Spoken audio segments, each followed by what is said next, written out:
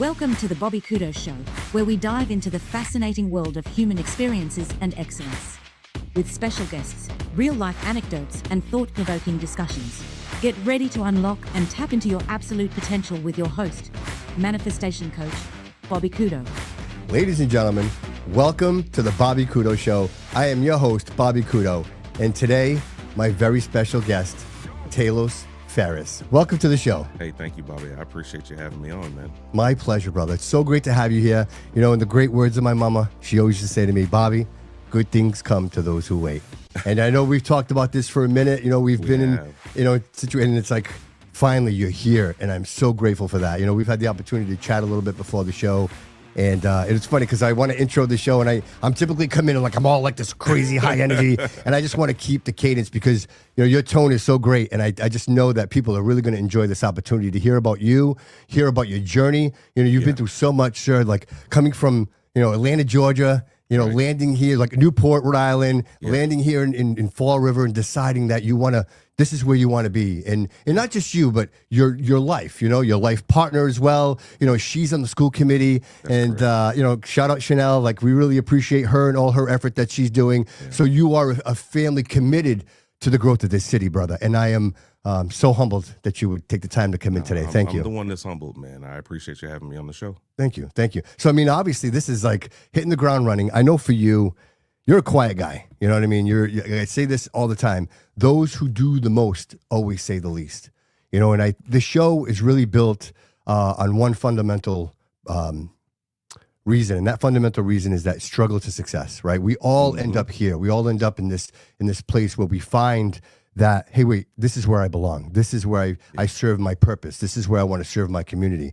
And you've had the journey. You've been through it all. You served the military, man. You couple of combat deployments, man. And we could talk about all those things. But, you know, most importantly to me, what I found in, you know, doing the research is that, you know, the people that care about us the most are the ones that call you Doc, right? They know the real Talos. They were there with you. And it's the true expression of the man and the hero, the person who gives up. Listen, it's the ultimate sacrifice, Talos. You know, there's a good chance you might not be here, my friend, but here you are, and you've taken all that with you. You've sat down and you said to yourself, you know what? Not only have I done this, but I'm not done yet. And I want to serve my city. I see that this is not, we need change. We need change. Agreed. It's so obvious. 13 years of the same, you know, these are the results, you know, and I find it, we've probably waited too long, Talos. I think we've gotten here and now we're like, oh my God, I can't even drive down the street. And so here we are. It's bad enough. You're like, hey, listen, it's time for change. What motivated you, Talos, to be here? What motivated you to decide, like? Wow. The motivation stems from a bunch of different things.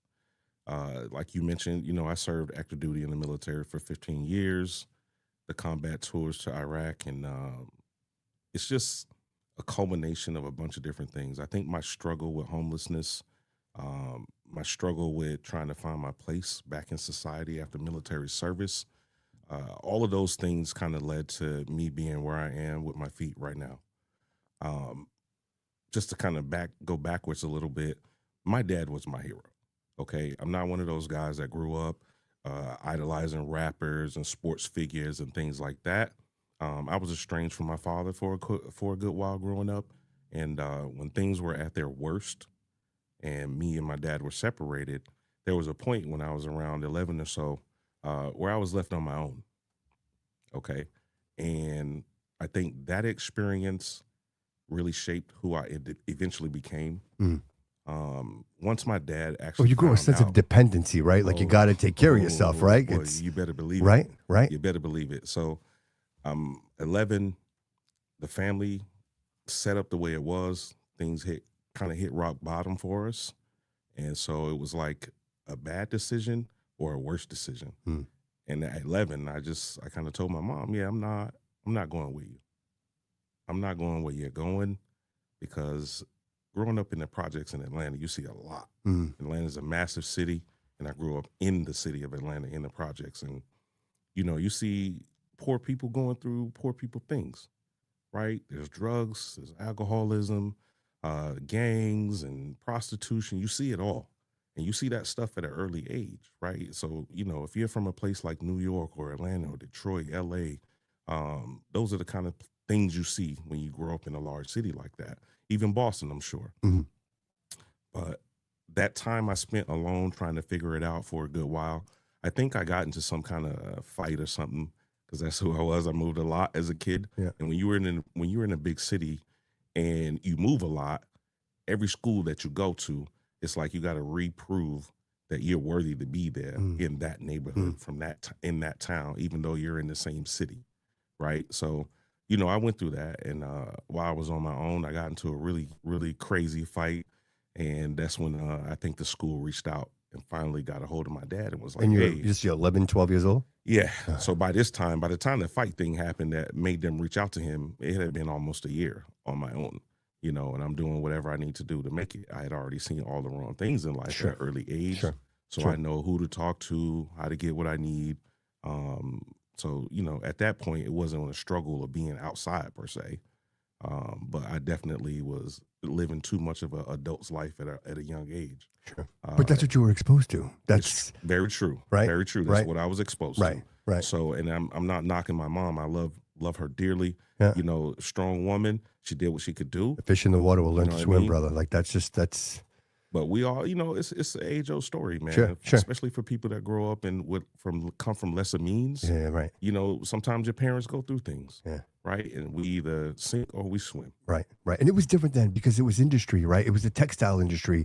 Our parents were working in factories and, there was no leeway. There was no feelings there. I remember my mom telling me, listen, if the nurse has to call me, make sure you're really sick, Bobby, because they can't. Yes, because if I got to leave work, right? it's time off of work. Yes. Time I'm not going to get paid for. Yes, yeah. There's less money in my pocket when that paycheck comes, which makes it harder for me to pay the bills and harder for me to get food on the table. Absolutely. Right? So if mom is getting called to the school, it better be for something real. 100%. Right. But so anyway, my dad, he got a hold of the information that I was alone, and he rectified that right away. Rectified it right away. So I moved in with him at about 12 and a half. You're still in Georgia? Still in Atlanta. Yeah, yeah. And I got enveloped in love, man. Like he tried to show me all of the right things. He was a police officer there in the city. He had got hurt on the job, right? He was trying to apprehend somebody, got hit in the head with a metal pipe. So I had to watch my dad relearn how to walk, talk, write, read, everything. I had to learn how to be a person again, right, from that injury. So, I learned a lot watching him go through that struggle. But yeah, he pulled me in and, he steered me away from the gang activity that I was getting too close to flirting with. Yeah. He said, the only gang you need is in this house. It's the only gang you need. Right. And so he taught me at a very early age about independence and how to operate a certain type of way growing up to be a young man, an actual young man, not anything other than that. Right. And, as kids, we don't always listen. We don't always take on the things that we're being told. But as time because we know everything, right? We know everything. We know everything, right? Right. But as time pushes on, you understand more and more of where your parents are coming from. And so thank God that the situation went the way it did. He was able to watch me graduate from high school. And I knew at an early age, like I think I signed up for the military and got in the delayed entry program in my 11th grade year. So I was 17. I had already signed up and enlisted. So was it the Navy or the Marines? It's the Navy. Okay. All right. So because I know that some people get that confused. They do. It's one of those things. I try to make sure I'm very, very clear about it. Yeah. So the Marine Corps is the amphibious assault group for the Navy, right? But they're their own service. But they are a part of the Department of the Navy, right? If you look on their paychecks, it says Department of the Navy. Yeah. No BS. Sure. We give each other a hard time about it. Yeah. But the hospital corpsman, man, it has a long history with the Marine Corps, dates back for ages because the Marine Corps doesn't have dedicated medical personnel. So what happens is you go to hospital corpsman school and you learn as much emergency medicine and a wide swath of things in dealing with medicine as you possibly can, because you can be stationed anywhere from a small clinic to a large naval hospital to a Marine Corps unit or special forces. So two things there. Yeah. One, medical, and two, the Navy. Why those two? Majority of the folks in my family that served in the Army. So my dad served in the Army. So did my stepmom. So did my grandfather. So did my uncle. My uncle is a Vietnam vet. Actually, he's no longer with us, but my uncle served in Vietnam, lost an eye there. Thank you for your service. So I appreciate that.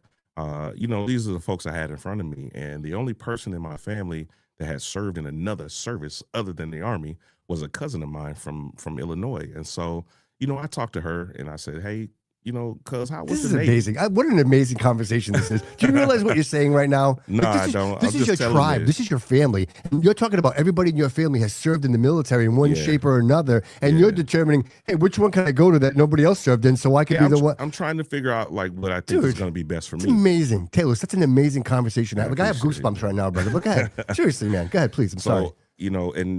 So I talked to my cousin about her time in the Navy, and she was an officer in the Navy. And so I was like, you know what? I'm going to give that a try. But first, I got to see what they have to offer me, right? And so I'm not just going to blindly sign up for something and not know what my path is going to be.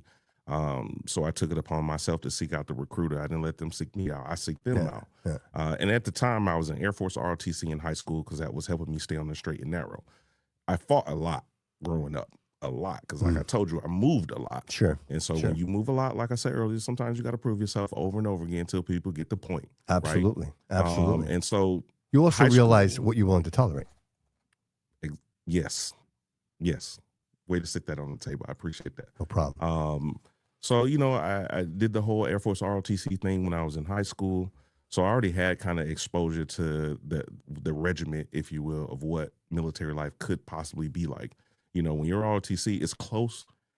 It's not quite the deal, but it's close, right? So you're being exposed to traditions and certain things that'll get you ready to be able to go into the military. Sure, even the expectations. That's right. So I had served enough time in the ROTC going up through high school to where I was able to gain rank once I actually did decide what service I was going to go to. And so I did. I signed up for the Navy. I went and took my ASVAB first, though. And I scored really well on the ASVAB. They were trying to get me to join in and do some type of nuclear program, work on the submarines or the nuclear reactors on some of the ships and things like that. And that's just not who I was, not what I wanted to do. If I'm going to join the military, I want to be near the tip of the spear. I want to be involved in things that mean something. And I want to be able to take myself and have an experience that I can be proud of, right? And so that's just how I viewed it. Got to remember now, my uncle lost an eye in Vietnam. My uncle's basically a freaking hero as far as I'm concerned. Sure, of course. And so that's how it kind of went down. They gave me a list of things that I was eligible to do. And I asked, I said, recruiter, what's this hospital corps thing? I see the Marine Corps on here. I see Special Forces. Talk to me. And so the recruiter kind of went over it. And I was like, I don't know about the medical thing, but if it'll get me in one of these areas, I'll do what I got to do. And so when graduation happened, I did not stick around in Atlanta at all. I graduated, and a week later, one of the guys I grew up with, me and him actually signed up on the buddy program. A week after we graduated, we were headed to boot camp. Wow. So we left Atlanta, went down to the processing center, and then before you know it, we were off to Great Lakes, Illinois. We did our boot camp training up there. And then I went across the street to the Corpsman A School, is what it's called. And so you're going to go there, you learn all about the basics of what they want to teach you about medicine and how to operate in a hospital environment and the field environment to a certain extent. But it's a massive amount of training in a short period of time. Sure. Right? They're expecting you to pick it up and move on to the next subject. But that's going to be your reality, right? If you're in the That's front lines, you have to be able to do that. So what we learned when we were in Corpsman A School was that the hospital corpsman has a very, very long, proud history. It's the only entirely enlisted corps in the military service. And they're the most decorated group of enlisted folks there is out there. And so these guys have served alongside Marines, the Army, you name it, they've been there. And so, I took pride in being a hospital corpsman. And I took even more pride once I graduated from hospital corpsman A School. And I had a chance to go out to Camp Pendleton and learn a lot, do a lot, and get trained to be ready to go with the Marines, learn their traditions and things like that. So that when you step on the Marine Corps installation after you've done that training, you're ready to rock. Ready to rock. But what they don't explain to you is, they trained you. But there's still more to learn. Well, which brings us to 9/11. 9/11 happens, right? So you get all your training, you're prepped, and then the world changes forever, right? You're in the middle of it. Yeah. So you fast forward a little bit from out in Camp Pendleton, and I got orders to Newport, Rhode I was gonna say Island. you're in Newport, right? By this time you're in Newport. Newport, Rhode Island. Not where I thought I was going to end up. Not where I wanted to be. I've been living in Southern California for almost 2 years, and it's like, okay, well, I'm here. Got to figure it out. And so I started looking into a boatload of different things. How can I get out of here faster? What can I do to get myself out of here faster? Problem is I wasn't the spit shine, spit polished, whatever you want to call it, sailor at the time, because, you know, I'm trying to learn how to deal with being somewhere I don't want to be. Sure. Right. Sure. But, you know, I kind of met my my partner there, and I was a wild dude back then. Okay. Very, very wild dude back then. And so I was just living life to the fullest of its extent. Well, you're in California. The weather's always nice, Yeah, right? It's just, you know. Yeah. Everything is good. Absolutely. Yeah, right. So I'm riding right. motorcycles in Southern California and things like that, enjoying life. Yeah. But yeah, the orders came across, and I had to leave that life behind and come to Newport. I get here, and I'm stepping off the plane. I remember stepping over the jetway, and I had on a pair of flip-flops, some shorts, and a tank top. I didn't own jeans, real pants. All I had were my uniforms and beach wear. Because when you live in Southern Cali, it's always lovely. It's always lovely, right? So I really didn't prepare myself well enough to be on the East Coast, definitely not in New England. Yeah. And I got here, and I want to say it was like late October, early November. Yeah. And you guys already had snow on the ground already. But I step across that jetway, and I get this burst of cold air that shot up between my legs through them shorts, man. And it was like, okay, yep, I'm somewhere different. I get my sea bag. I go and jump in a cab, and I tell them to take me to the closest mall because it's time to buy some clothes so I can be better prepared here, you know. And I did the best I could with my time here. But yeah, 9/11, something different. For our generation, that is our Pearl Harbor, right? That is our Pearl Harbor. You remember where you were and exactly what you were doing. Talos, I just want to just mention this real quick. There's a generation out there that doesn't remember. They, you know, I know. we've gotten to that point where there are young people out there that you mentioned 9/11 and they don't understand what actually took place. Again, you mentioned Pearl Harbor. There's a generation of people that don't know that either. You know what I mean? True. And we keep getting further and further away from that. And I appreciate having this conversation. And when I saw this, that you were deployed during 9/11, it was important. I'm like, wow, this is a great opportunity to just bring some awareness back up, because we promised to never forget that. We promised. We did. We promised. And unfortunately, I think we might have forgotten a little bit. And we got to wake up. Absolutely, brother. Gotta wake up. It was enough. So you're in Newport. You don't want to be here. This happens, right? It's fire, bro. It's a fire that lights inside you. Am I right? Already ready to go. Already ready to go. It didn't matter where, when, what was going on. I like to tell people I finally got exactly what I asked for. And some of that is youth. Some of it is ignorance, because you've never been in combat. You don't understand what that really means until you get there. Right. But I had been prepared. I mean, I had started training when I was in high school to come into the military. Like, it wasn't a joke for me. Right. Because I understood how serious it was. But again, you don't really know what you're walking into until you actually get into the middle of the stinky stuff. So I'm sitting in the classroom over on the base in Newport, and I'm taking what's called advanced cardiac life support class. And we're specifically going over something called BCD, which is basic cardiac dysrhythmia. It's funny, I can just spit that out there like that. But when they train you, brother, I promise you don't forget much. Right. But I'm sitting in this basic cardiac dysrhythmia class. I'm learning how to read the PQRST waves on the monitor. And one of the instructors pops in, is a first-class petty officer, hospital corpsman. He's got a nice set of chest medals and ribbons and things like that. And I remember him walking in, and he goes, "Everybody stop what you're doing. You're never going to believe what you're about to see." And he disappeared for a minute. He came back, and I'm going to date myself here, but he rolls in. I was going to say he rolled in the TV. He rolled in the TV, you know, the double-decker with the wheels on the bottom, TV strapped to the top, right? And he plugs in the coax cable and turns it on, and all you see is smoke. All you see is smoke in the first tower. And we're sitting there watching this, and everybody cannot believe what they're seeing. You're a little confused because you don't understand exactly what's going on. Right. Because some reports are like, plane just out of control, so we don't even know if it's terrorism yet. We're not sure. We're not sure. Right. But then that second plane hits the next tower. And then it's not too many minutes after that, the towers start to come down. And that's when things really got real. We started to understand this wasn't normal. This wasn't an accident.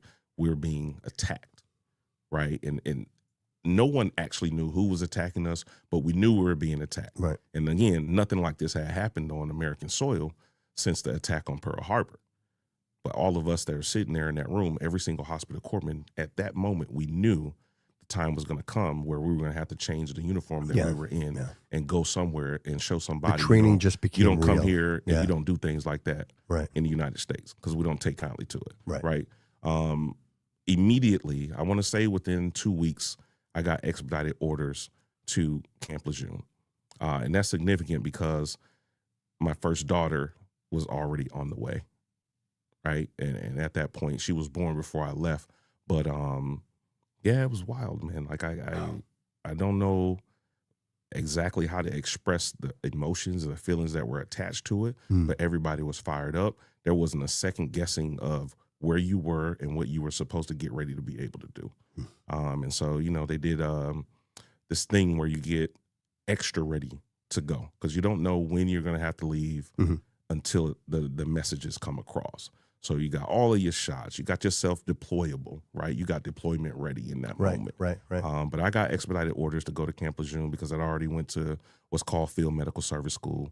And so I get down to Lejeune, and it is just full speed ahead, getting ready to go, period. There's not a question. This is full speed ahead, getting ready to go. And I spent 9 years at Camp Lejeune. Wow. And a lot of that time was either overseas or getting ready to go overseas. So when you were with the Marine Corps set up to be expeditionary, forward operating, tip of the spear, let's make things happen. Marines come in to kick the door down and tell everybody, we're not here to take your shit.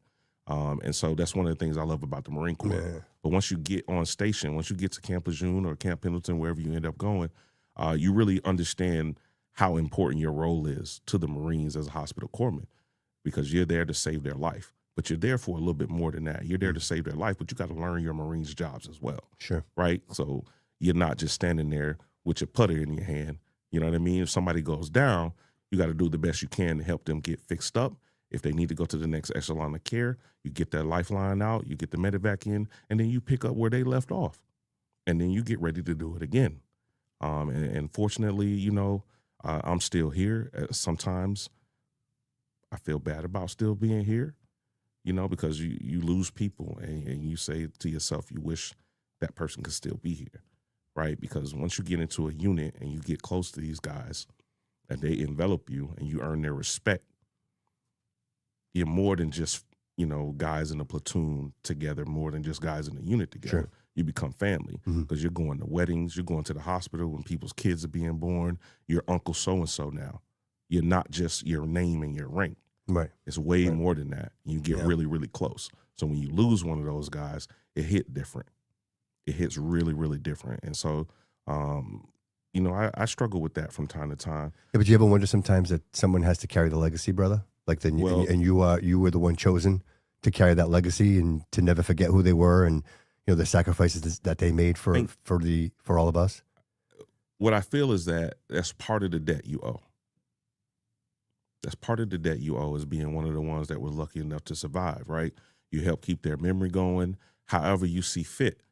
For me, it's like trying your best to stick up for veterans here in the city, remembering that they're no longer here, so you celebrate things they can't celebrate, and remembering that, you know. So I do the best that I can with those things. I'm not perfect, man. I'm flawed. I'm a human being. Absolutely. And none of us are perfect. Right. So I keep that in the back of my mind, but it took me a while to get there. I'm not going to lie to you, ever.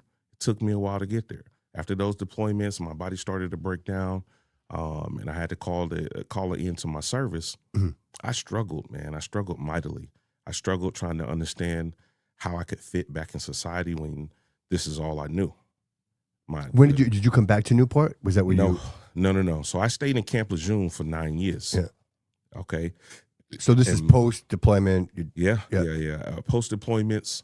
And there comes a time when they tell you got to go somewhere else. You can't stay here your whole entire career. Yeah, right. And so it was time for me to go.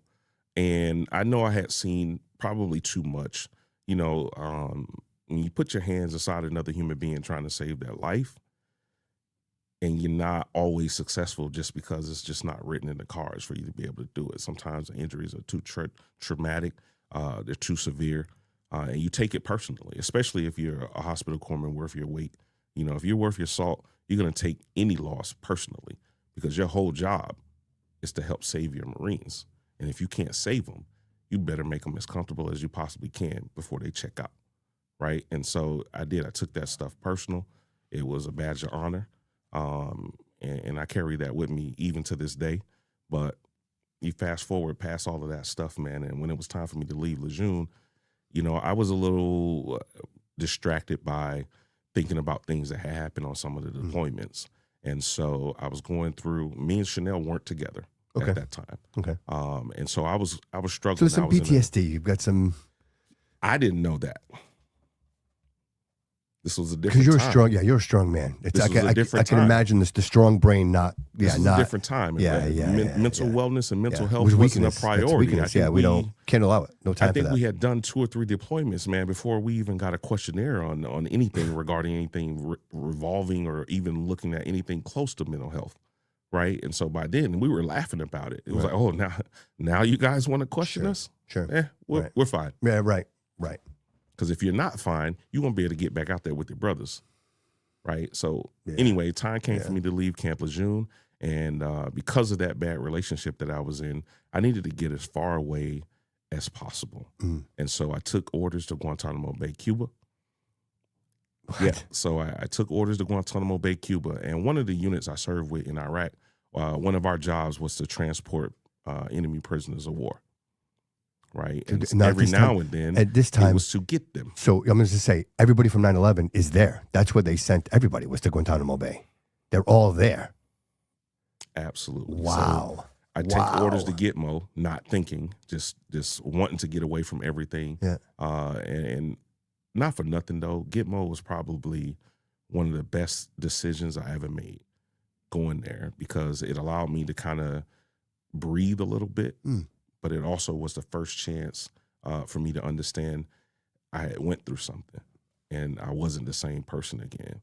You know, it's difficult sometimes to recognize when you have injuries that you can't see, right? And so at the time, sleeping was a real issue, you know, and some people say fake it till you make it, but yeah, but no.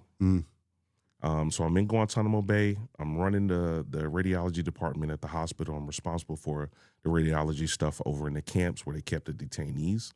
And so I had to go over there from time to time, check on the personnel, check on the equipment, different things like that. And I go over there and I see one of the dudes that we helped ring up, right? And he loses his mind. He's banging on the freaking glass. He's cutting up real bad. And it was just like one of those body jolts. Like I knew one of those. I knew I was a ghost. Up until now, it's a ghost. They don't really. Eventually I was going to bump into one of those guys because I had to go to the camps and everything like that. But it was one of those moments where I kind of had a jolt to myself, and I didn't process that well. And so I'm self-medicating, and you know that came in the form of enjoying drinks with the boys. And it got to a point where it was like, "You're doing too much, brother." Slow down. You're doing too much. What's wrong with you? And so I was very fortunate.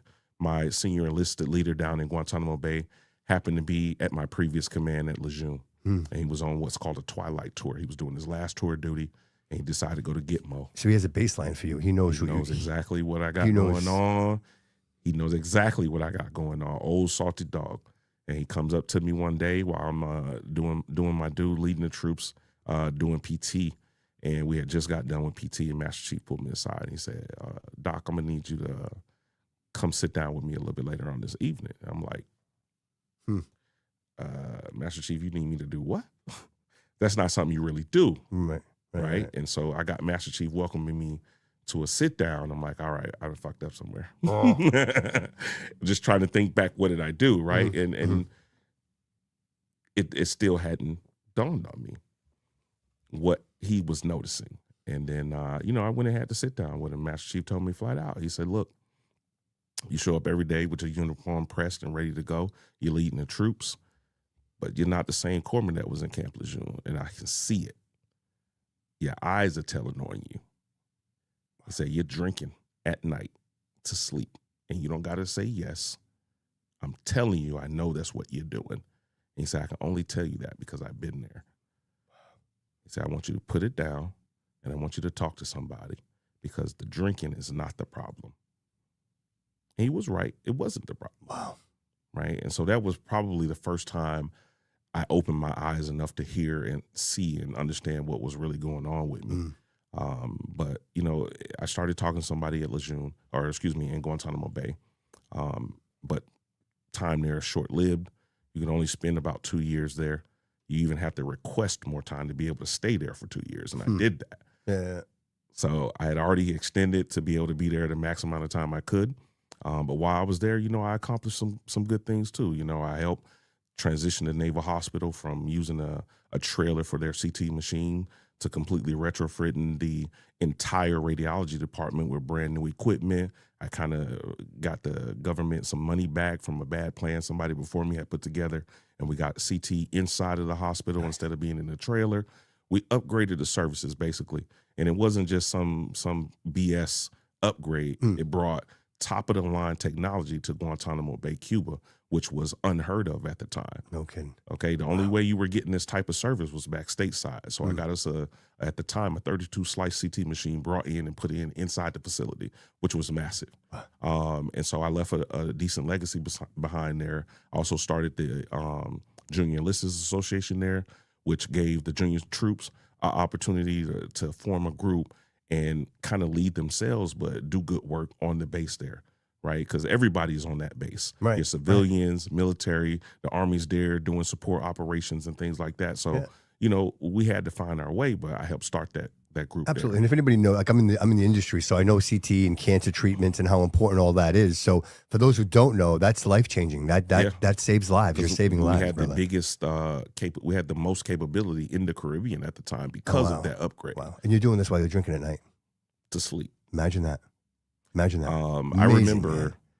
Chanel came down to visit me while I was in Guantanamo Bay. She's amazing, by the way. I hope you don't mind me saying she's an amazing human being. She is. We'll absolutely. talk about her in a little bit because she is an amazing individual as far as I'm concerned. I don't care what anybody else thinks. I know.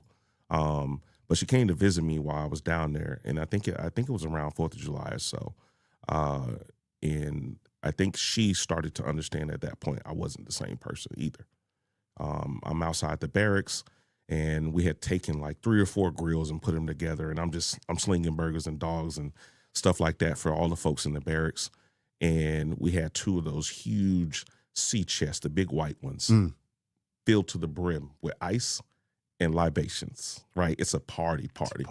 It's a party because almost everybody there has deployed, and so they're kind of like on downtime but still serving. Yeah. Right. And so we're just enjoying the 4th of July.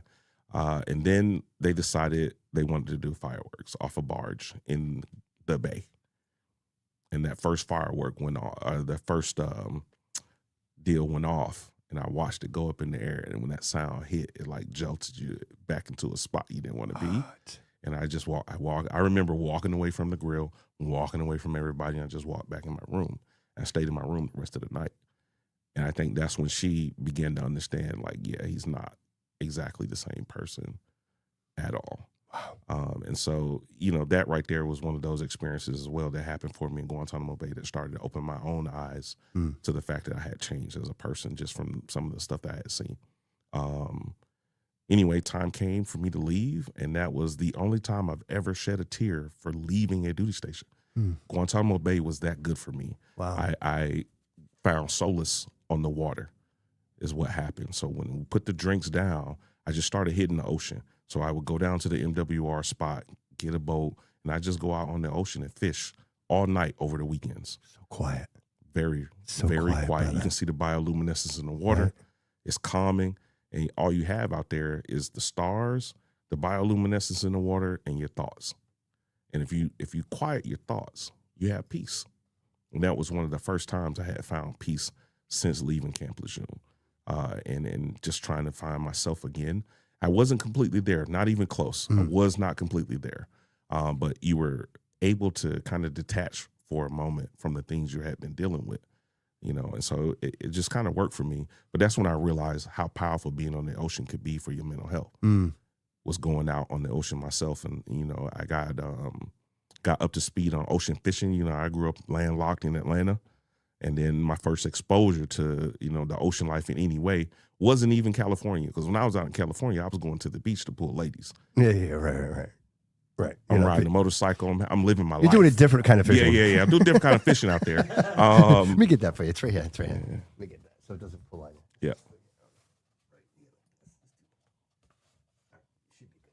Yeah, I'm doing a different kind of fishing out in Cali. Yeah. But, that was the beginning of my career. I was young. I was 18, and I was out in the world, and I was living my life and having a good time doing it. We're traveling to Mexico on the weekends because you can go there and drink and party because it's legal. It was the calm before the storm, brother. It was, and I didn't know that at the time. But we get back into Cuba, and that's where I started to find a little bit of peace. A little bit. It wasn't peaceful yet, but it was a little bit of peace. But when the time came for me to leave there, it was like, oh wow, man, I'm gonna miss this place. I'm really, really gonna miss this place. I'm gonna miss the people. I had gotten in really well with the Filipino community there, gotten in really well with the Jamaican community there, because there's a large amount of Jamaicans and Filipinos working on the naval installation down there in Guantanamo Bay. Right, so we have this huge melting pot of culture, right? Of culture, huge Okay, yeah. So Friday night ends. If you don't have duty over the weekend to man our radiology department, then you're free. You're free to have fun. So that's what I did. Yeah. I had fun with my shipmates and with my soldiers that were there and with the Marines that were there. We would go in the evening, we would eat and enjoy life with the Filipinos early in the evening. And then around 11:30, 12 o'clock, we go hook up with the Jamaicans, and we hang out with the Jamaicans until the sun comes up. I was going to say till the sun comes up. Oh, yeah. They know how to party, right, man. Right. They know how to party. And again, we're young. Yeah. We're young, but... What an experience, right? Oh, man, what an experience. I enjoyed my military service. Good, bad, or indifferent. Yeah. I got to travel and experience different cultures and see different things that I never would have been exposed to had I stayed in Atlanta, right? The reality is, had I stayed in Atlanta, I probably would be dead or in jail. That's just the reality of it. You live in life loose and fast growing up poor down there. The universe had other plans for you, Talos. It had other plans. Yeah. And I'm grateful. What an amazing journey. What an amazing journey up to this point, brother. Like, seriously, this is... The moment I realized I had to leave, like I said, it was difficult leaving Guantanamo Bay because it was one of those places where I had started to finally find a little peace after Lejeune. And so I left there. I get stationed back stateside. I'm running the clinic there in Albany, Georgia, on the Marine Corps installation there. And it's good duty because I'm not far from home. I was going to say, you're back home. I can drive from Albany to Atlanta and be there. It should take me 3.5, 4 hours. I'm getting there in 2.5. But we're not going to talk about that. Which led to a speeding ticket, by the way, that I completely forgot about. But oh boy, we won't talk about that. But it was another great experience. But that's when I realized like the toll that being with the Marine Corps side of things really had started to show itself. Mm-hmm. And again, I was trying to ignore it. I actually had spent enough time there where it was time for me to pick orders and go to another duty station. And I was about to be stationed at MARSOC, which is the Marine Corps Special Operations Command back at Camp Lejeune. And I was really looking forward to that duty because it was one of those things on my checklist of I got to get there, right? I want to make this a part of my career. But unfortunately, I had a run-in with a civilian that happened to be a reservist. And one of the things I'm never, ever good at is doing the bobblehead thing and going along with the program. And she had this thing where she would make the corpsman call her captain. You're not in uniform, ma'am. You're a civilian out here in here. Mm-hmm. And I never went along with that. And so she made it her life's duty to figure out how she could help screw the kid over. But anyway, some kind of way she got into my medical record and she made it known I had too many deployments and I hadn't been screened for mental health and a couple of other things. And then it was like, okay. So before the command allowed me to leave to go to MARSOC, I had this screening done, and they felt like I had too many deployments, and they had a couple of other questions, and so they were like, you know what? No, you're not going to be able to go to MARSOC. As a matter of fact, the Navy is downsizing. The hospital corpsman rate is a little too big, so if you want to stay in the military, you've got a couple of choices. And one of them is you could become a musician, you could become a Navy career counselor, or you can bow gracefully. And so I did not take that well at all. I didn't take that well. I didn't process it well. I felt like I should still be in the fight. I felt like I should be afforded the opportunity to go to MARSOC and start back deploying again so that some of the younger cats didn't have to do it. Do you still feel that way now? Do you still absolutely like today? not. You still feel that way? That No. My body wasn't holding up the way it was supposed to be able to be in a position to be useful. And I think had I gone to MARSOC and not been healed all the way, I would have been a detriment and somebody might have gotten killed. And so, again, it's one of those where in the moment you don't realize it, that things are working out the way they're supposed to work out. But this was kind of on short notice. Mind you now, I'm getting ready to change duty stations. And it didn't work that way. And I definitely wasn't about to become a Navy musician. So I bowed out gracefully and went on my way. But I wasn't ready for it, And so I leave there and I call myself going back home. That didn't last very long. I actually ended up in Florida. So I leave the Marine Corps installation. I end up going to Florida. Oh, what a punch in the gut, bro. And, I'm just trying to figure out where I fit, how I fit. Yeah. And I still wasn't ready to be out of the military. I was angry. My boys are deploying. I'm not there with them. Like, all that is running through my head. People don't understand what's going on in the world right now. They're taking too many things for granted. I specifically remember being in line at a Starbucks, and this lady was losing her mind, 2 people in front of me with the barista, and the barista was a young cat, probably maybe 20. She's losing her mind with the barista over what he put in her drink, right, over her coffee. And it was very disrespectful. But I remember in that moment, I remember saying to myself, this chick has no clue what's going on in the world right now. You're sitting here berating this kid over an ingredient in your coffee, and there's people deployed right now losing their life. Perspective, brother. Right? Perspective. But that was on me, though. Sure. I was expecting a civilian that had never served, that didn't care 2 shits about what was going on overseas, to understand that kind of perspective that I had. And that was me. That was on me. That wasn't on that person. True. Right? True. But at the time, you're processing life because you're trying to figure out where you belong, how you fit. Absolutely. And so I got to a point where in that moment, I was like, what is the world doing right now? What are people doing? I was extremely disillusioned. I had lost faith in humanity from looking at all that death and destruction overseas. And that's on both sides, not just on our side, on both sides, right? War comes with a cost. Absolutely.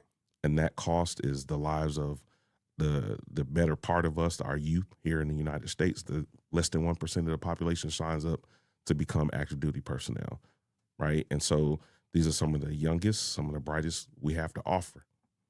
And they go overseas and they're losing their lives to be a part of this war. And it wasn't for nothing because we had been treaded on. But not understanding that everybody didn't appreciate it the same way I did was on me. But it was a difficult time. It was dark. And eventually it got to a point where the money ran out. I was living in my vehicle. It just wasn't cute, man. It was not cute. It was not for show. It wasn't funny.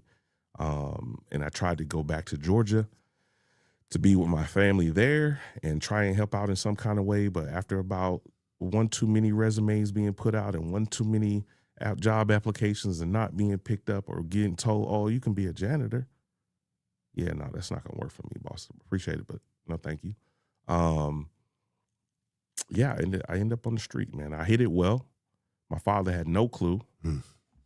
At the time, he had no clue that I didn't have anywhere to stay. Wow. And you don't want him to know, right? I don't. You don't want him to know. I got a shit ton of respect for my dad, Right. and I would never want him to think that I had just given up. But because I hadn't at the time, not yet.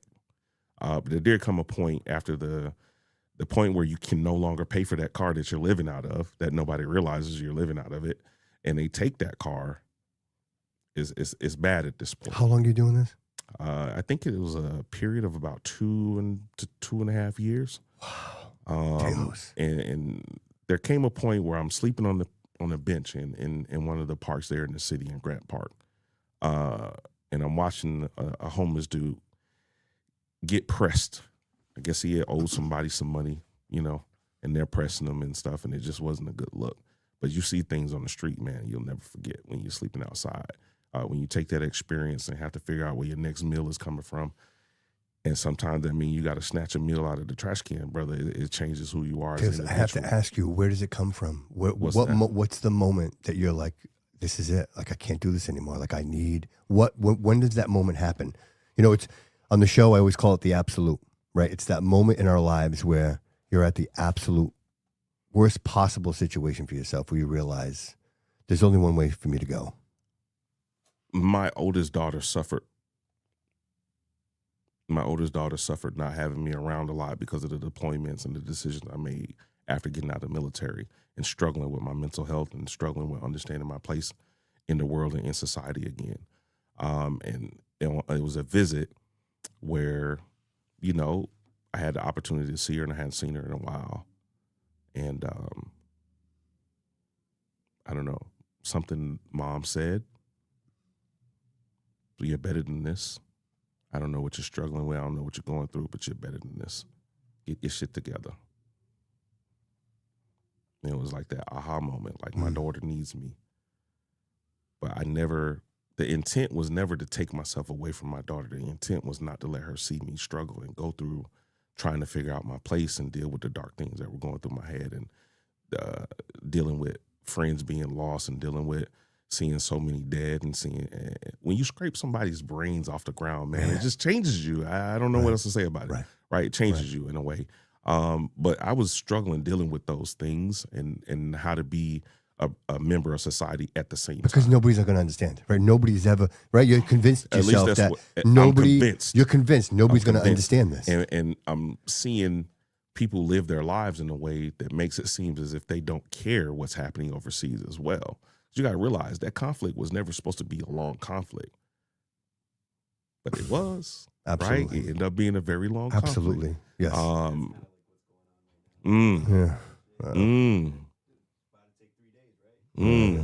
We're not going to speak on that right now, but yeah, the cost is the cost, man. And so I get to a point where I'm like, you know what? She is not lying to me, and I need to figure this the fuck out. My daughter needs me. I need me, right? My family needs me. I'm the eldest, and I'm realizing, like, I got to get this together, bro. I got to get it together. And so I did what my dad taught me, man. He always taught me to be a man of my own, and shit gets rough, pull yourself up by your own bootstraps, you know what I mean? So that's what I started to do. I started to get it together. What's step one? Step one was admitting to my dad that I was homeless. Step one was definitely having a real conversation with him and not trying to fake the funk anymore, and just tell him exactly what I was struggling with, what I was going through. And so I did. We had that conversation. I said, Dad, I don't have anywhere to stay. I've been living out of my car. I've been trying my best. They took the car. That's why you see me the way you see me. That's why you don't see me as much as you used to. It's because I don't have a vehicle. And so I just kind of been making it do what it do, however I can get it. And he told me, he said, I knew at some point you would come talk to me about what you were going through. And I knew you were going through something, but I wasn't going to press you about it because you've experienced something I haven't experienced. He said, I had talked to your uncle. I said, okay. So Unc gave him an idea, right? But he was wanting to respect my space with that experience. So he didn't press me about it. He said, I know you're going to come to me. And I did. I came to him. We had that conversation. And, you know, like any good father would, you know, he offered me the shirt off his back. And I'm, no, sir. No, sir. You know, my dad would try to offer me money and stuff like that, and I can't take it. No. You don't understand, son. Take the $40, get a bus pass, and do what you got to do. And I humbled myself, and I took that $40, and I started doing. Help me help you. Just right. Yeah, give me pretty much. Yes, right. Give me the opportunity. Right. And my dad was very proud of me. You know, in my service. While I was at Camp Lejeune, he came to visit me a couple of times post-deployment. And I think that's one of the few times I seen my dad like truly, truly happy, like really happy. Me making it back home from a deployment, him being there, bringing my sisters, my stepmom, and just us all being together. My daughter was there visiting, different things. And then more importantly, what did that do for you? to have that support. Yeah. Because I think ultimately, Taylor, I hope you don't mind me saying this, I think through all of this, that's been the force behind everything you've done. I didn't see that in the moments where I needed to see it the most. I didn't see that. You know, all I saw was the doom and the gloom and the things that I have seen that was blocking my view, you know. But yeah, I mean, he offered that handout, and truly, honestly, it wasn't a handout. It really was a hand up, what he was offering me as his son. And so I took that hand up and I got my bus pass, you know, and the very, very first job I took, notice how I put that, at the very first job I took was one that paid absolutely nothing. It was straight commission. I went and took 10 of those $40 and I went to the thrift store and I bought me a couple pairs of slacks. I bought me a couple of ties. I bought me a couple of shirts, and I went and took any interview they would take me on. And I ended up having the opportunity to go do some commission work for AT&T and what is that? The Dish Network, is it? I think it might have Dish been. Network. Yeah, I think there was a time where they were DirecTV. DirecTV. That's it. DirecTV. AT&T Yes. and DirecTV. Yeah. DirecTV had linked up. Yep. Right. So I'm hitting the streets of Atlanta on foot, Door to door, knocking, signing people up, trying to earn my commissions. Eventually, I get enough of that going on to where I can get a check or two, and I take that money. I go back to the thrift shop. I buy me a couple of more outfits to be able to present myself a little bit more professional. And I started there. And it was step by step by step by step after that. And there came a point where, like she said, get your shit together. That opportunity came around for me to show her that I had gotten my shit together. Even then, you know, when the family left from here and went to Georgia, there was a moment there where I was still kind of struggling. And so, you know, I didn't give up. I got myself in school a little bit, and then another opportunity came.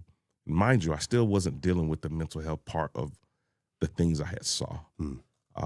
And so, but you got to get started. Like something you gotta like get this started is somewhere. right. You got to get started right. Like somewhere. get a foundation going. That's right. Yeah. Right. Luckily, I had taken a step in the right direction, and I finally gave myself the opportunity to take advantage of one of the benefits I had earned, and I knew my body was busted up.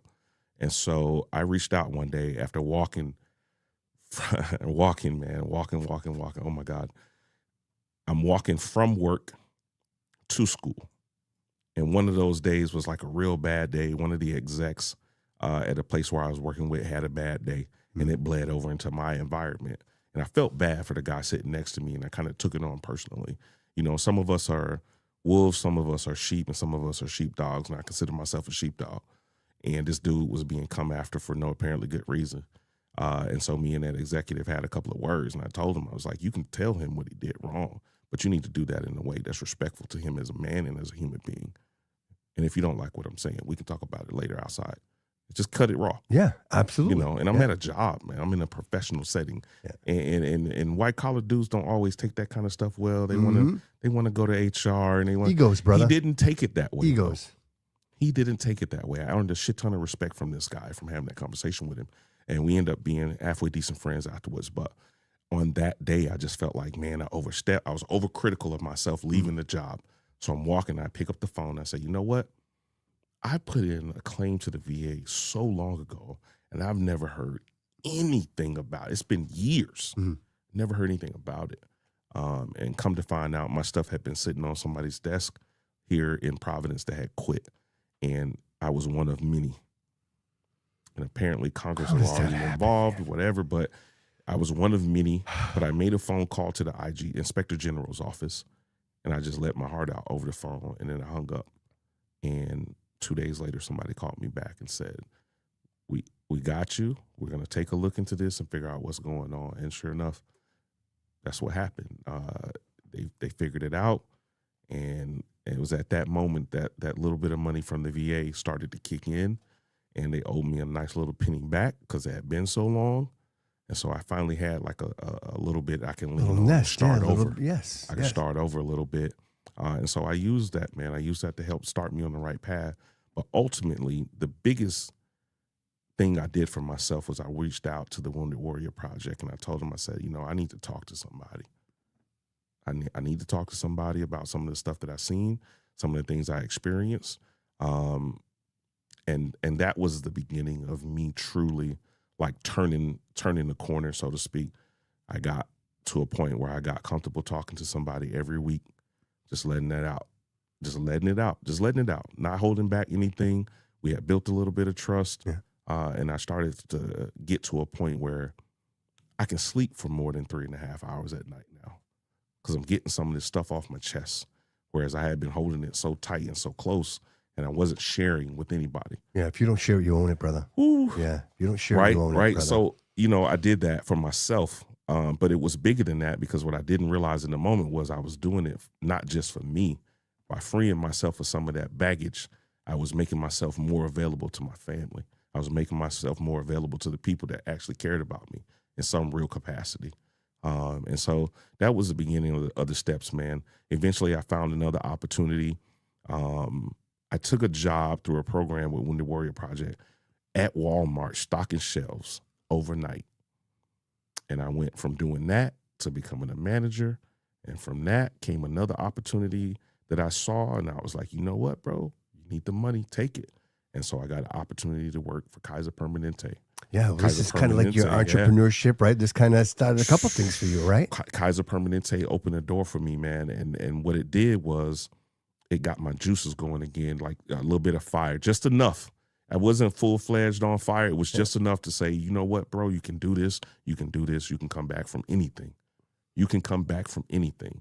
And so I put that professional hat back on, and I'm doing benefits advising for Kaiser Permanente during the day.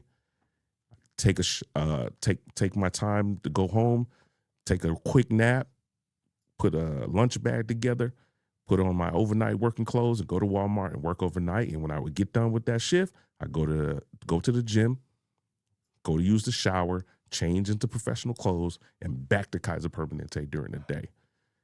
What's significant about that for me is I was burning the candle at both ends, but with a purpose, right? I was trying to get myself started again. Yeah, exactly. Trying to get myself started again. And doing that, I started believing myself again, and I started coming back close, I think, to the person I was supposed to be at some point in my life, right?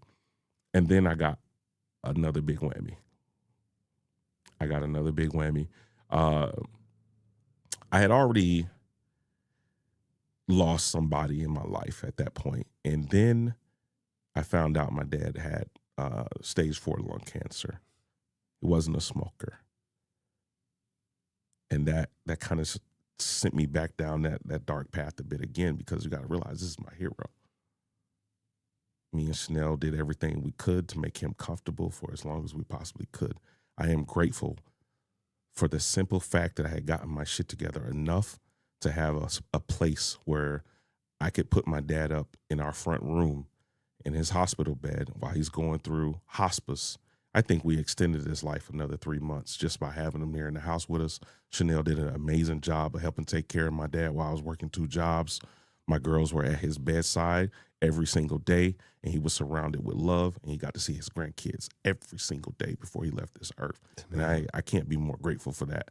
I can't be more grateful to Chanel, and I can't be more grateful and thankful to myself for having, enough belief in myself to at least attempt to work the shit out of myself, to be in a position to be there when my dad needed me most, and so that experience was everything, but it also broke me a bit, because you got to realize I'm watching my hero struggle mightily. He's going through chemo treatments and things like that. And, he's still got a smile on his face. He's still cutting jokes.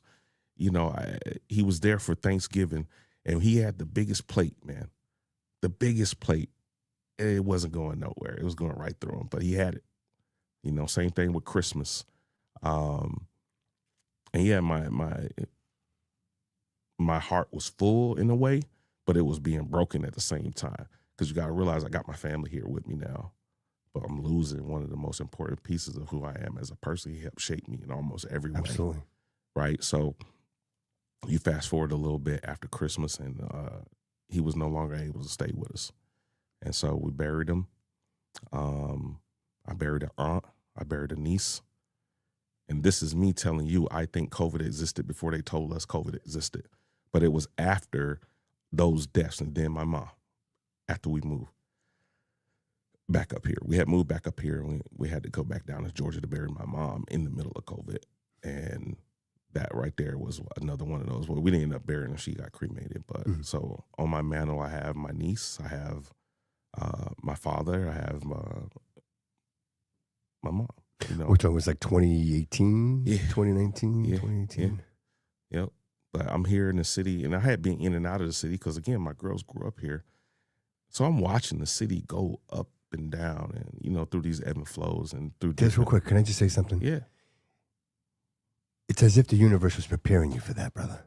I don't know, but whatever it was definitely a ride, that's for sure. You know? It made you the man you are, to be strong enough to carry that baton, for your dad to literally reach over and be like, it's your turn, brother. And so maybe that was the case, Bobby. I don't know. That's what I see, man. That's what I see. But we come back up here. My middle daughter is severely autistic. She's nonverbal. And like I said, I got to a point where I was able to get us a home and stuff like that down in Georgia. And we moved into the best school district because I wanted only the best for my kids, but I also knew my daughter needed a lot of supports, right? And so I tried to make sure we moved into the best school district there in Georgia, but Georgia was nowhere near what we needed it to be compared to Massachusetts for these supports for an autistic child. And so when it was time and we relocated back here, simply because it was time to go, man. Like, I couldn't stay in that house anymore. My father passed in that house, you know, and there were some things I needed to prove to myself. There were some things I needed to prove to Chanel. And so we relocated back up here, and immediately Anaya had the supports, my middle child. She had the supports that she needed in order to be able to start thriving again.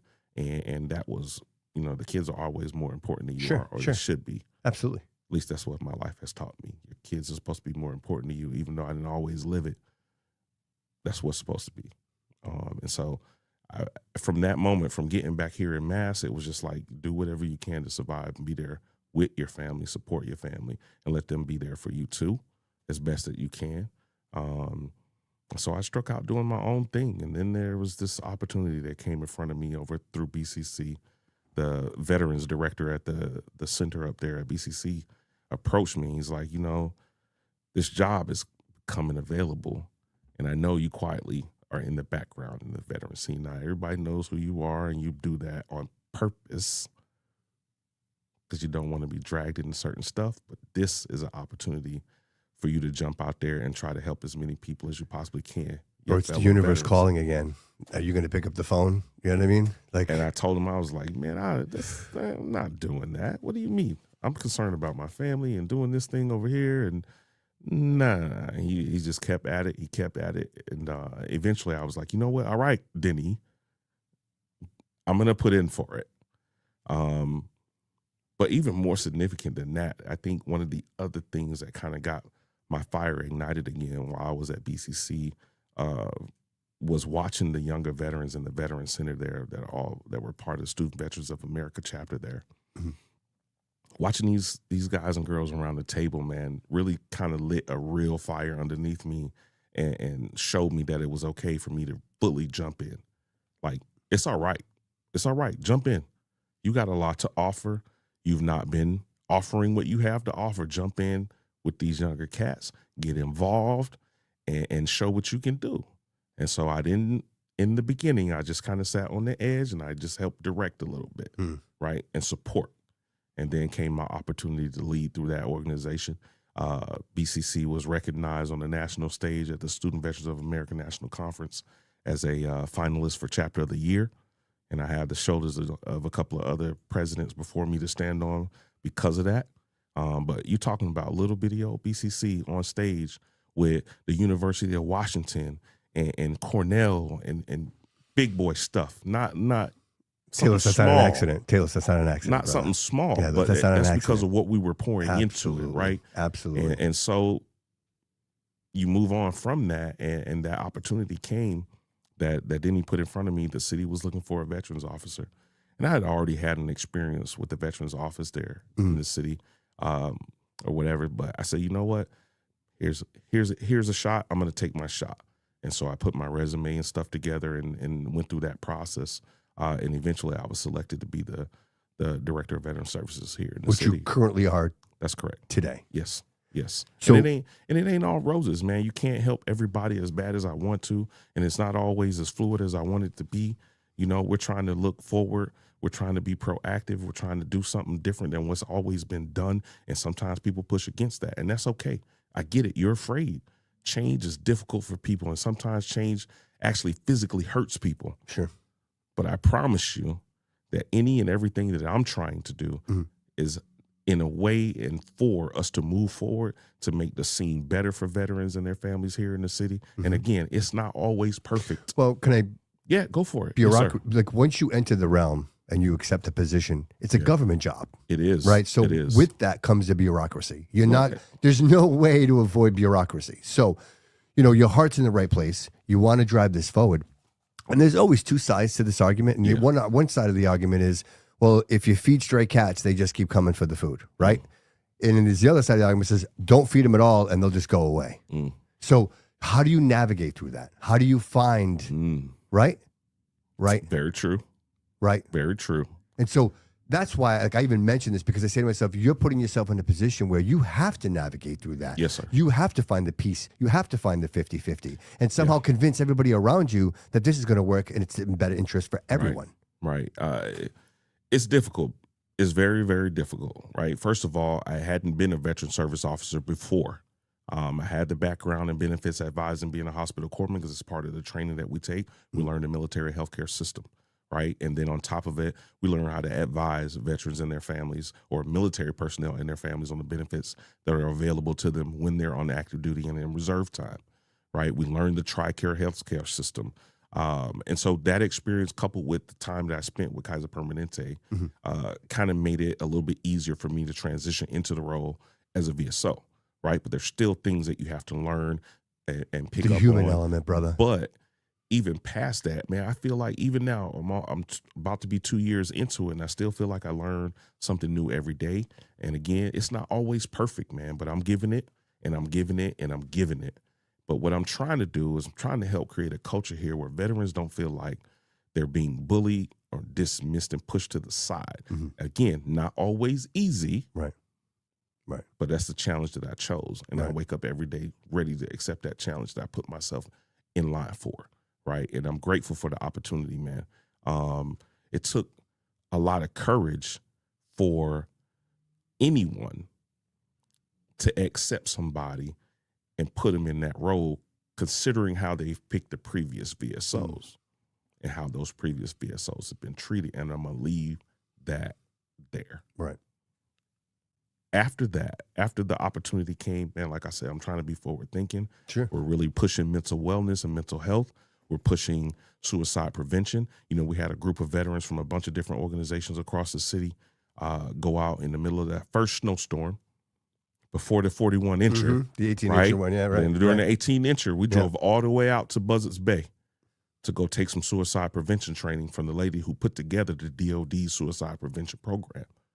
Right? 8 of us went out there. We got up to par on their way that they're trying to do business. And we brought that knowledge back here to the city.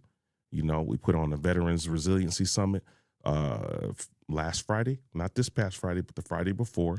And it's in its infantile stage, but I believe that is something that is going to grow legs and get bigger and bigger. We're offering that opportunity up to the first responders in this city too, because they share a common thread that veterans share, and they're putting themselves in harm's way for the betterment of other people and to help and save other people. Sure. So I think Sure. that community, just as much as ours, Yep. needs to make we absolutely. need to make sure that we make those types of things available to them as well. Right.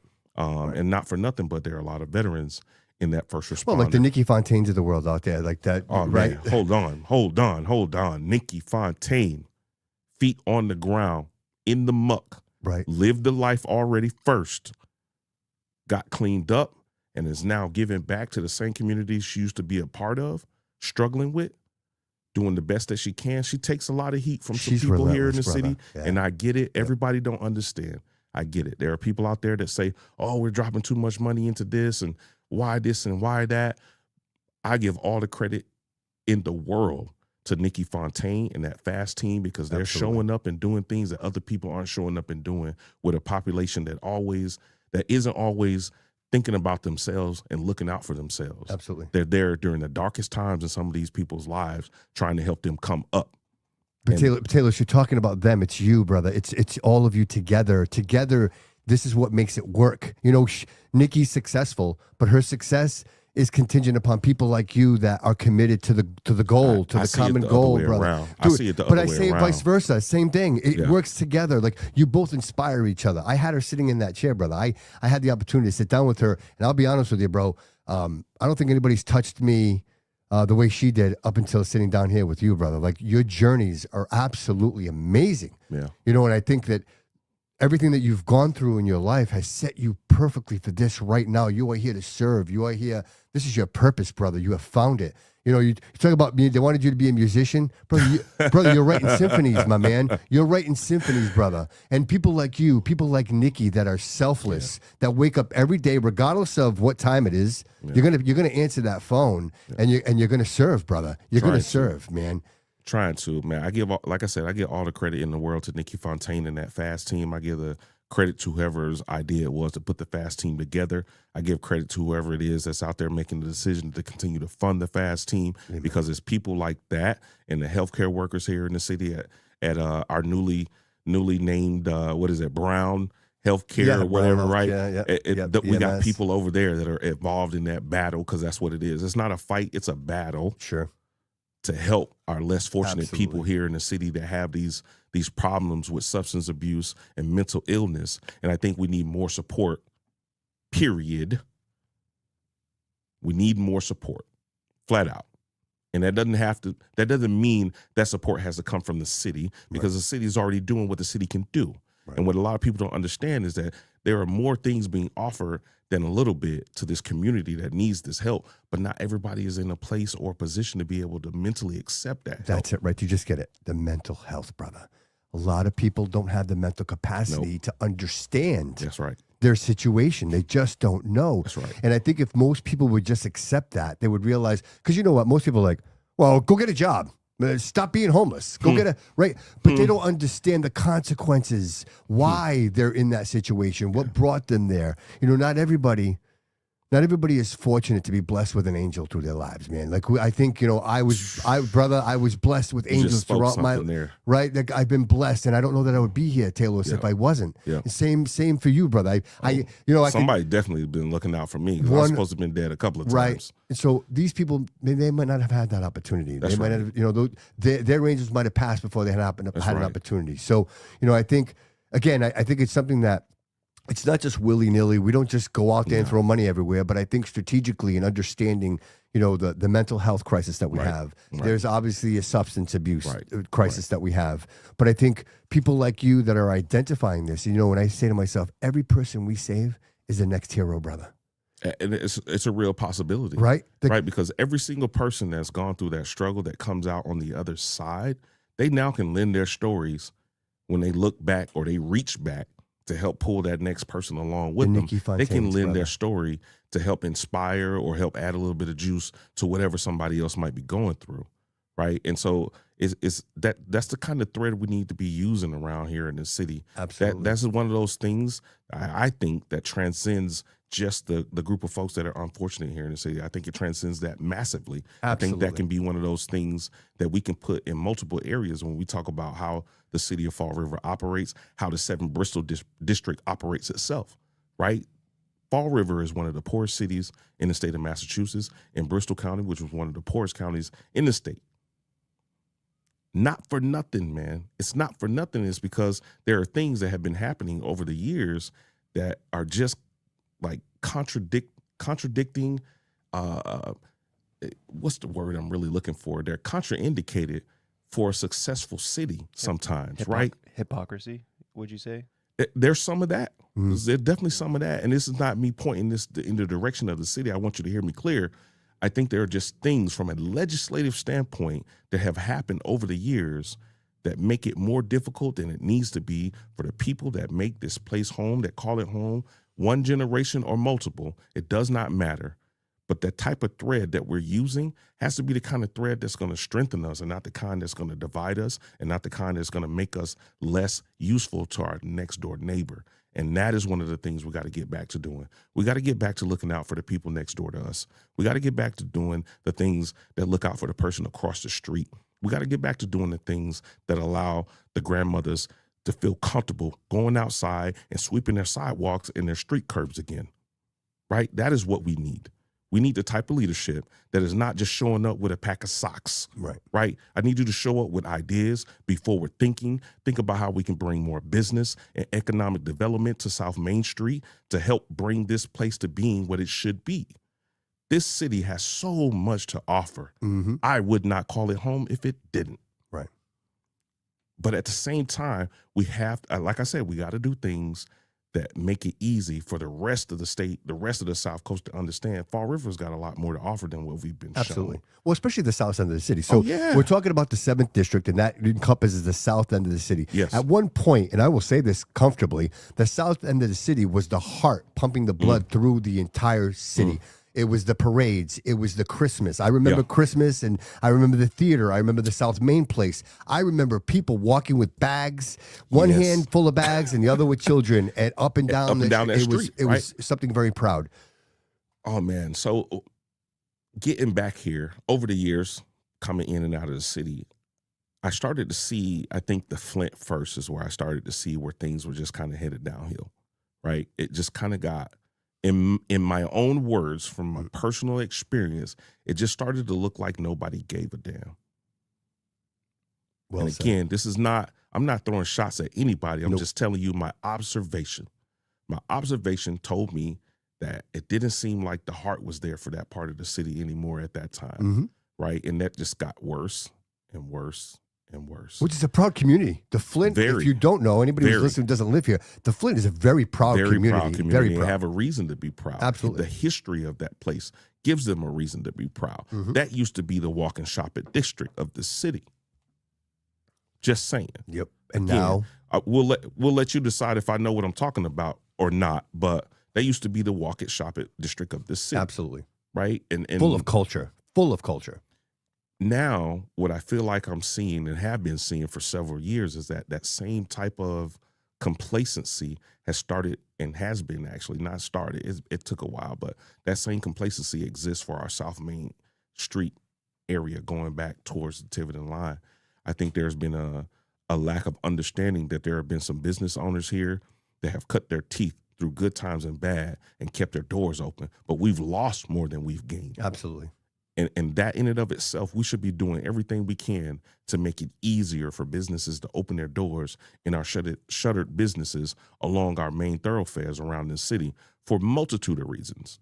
One, we're going through a massive change on the other side of the city. It's going to change what the city of Fall River looks like. When you come across that Brackett Bridge in 5 years from now, the city ain't going to look the same on that side. Right. You can go right or you can go left. Right. And what I want to do as the next state representative for the 7th Bristol District, what I want to do is I want to make it easy for people to go to the right too, not just see what's on the left. On the right-hand side of the city, we got to get to a point where we've got just as much to offer as the left side. Absolutely. I want to see restaurants and businesses and different organizations. I want to see a venue. I want to see things that are going to draw our families out of their homes, get the kids off the screens, and give a family an opportunity to go out and celebrate having a family right here in the city of Fall River. Absolutely. Can I say?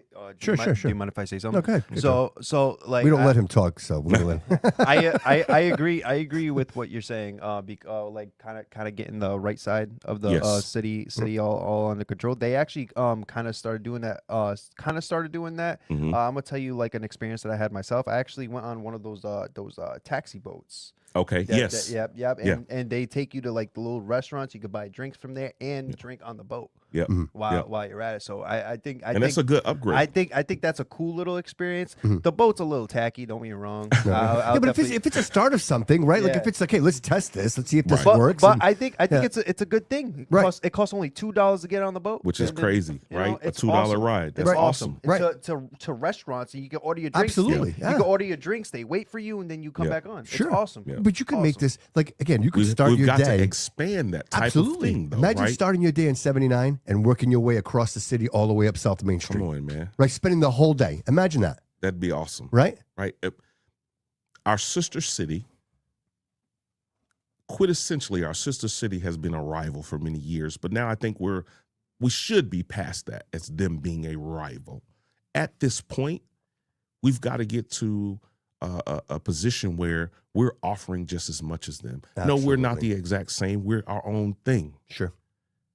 But don't be misled. We have just as much to offer, but we've also got to pour into it more in order for us to be able to hold our head just as high. Yes. Right? Yes. Art is at the center of everything you see when you walk down the streets of New Bedford. That needs to happen here in Fall River. Absolutely. It needs to be at the center of every single new business, every single new building, every single new housing project or whatever it is they're putting up. Art needs to be centralized in that. And we have those artists right here in our city. Yeah, we do. Don't be misled, people. We have the artists right here in our city.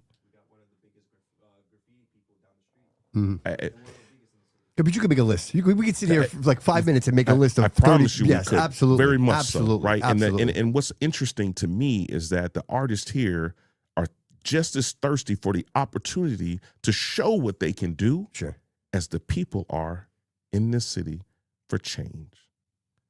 I've talked to hundreds of people across this city, not just in the 7 Bristol district, but across the city. Mm-hmm. And there's an echoing thing that I continue to hear, and that is change, opportunity, and we can. We can do something different. Mm-hmm.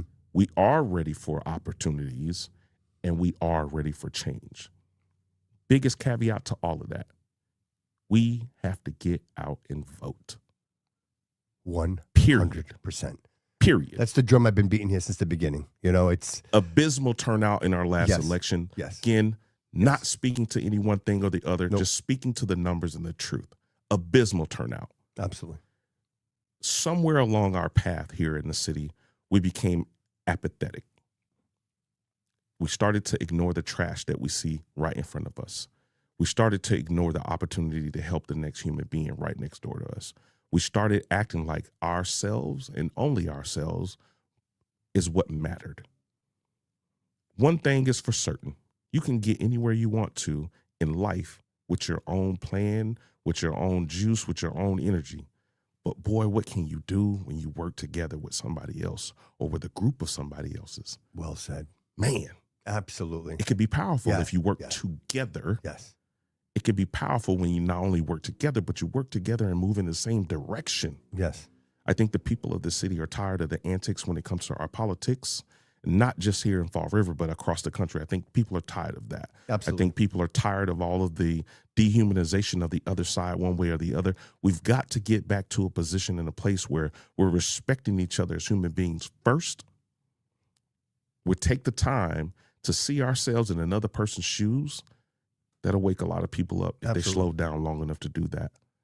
You know, one of the things that I've tried my best to do when I took over as the director of veteran services is to continue to honor the traditions that have gone on here in the past. And not all of them are the same as they used to be, but we're doing the best that we can to continue to honor those traditions.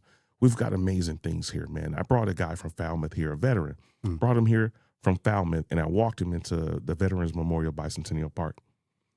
And his mouth just got stuck wide open as he came around the corner and started to take in the Vietnam Memorial replica wall and the Iwo Jima Memorial Monument at the same time. His mouth was wide open. And we stopped when I noticed it. I said, don't move. That picture you have right now, this is what we have to offer in just this part of the city.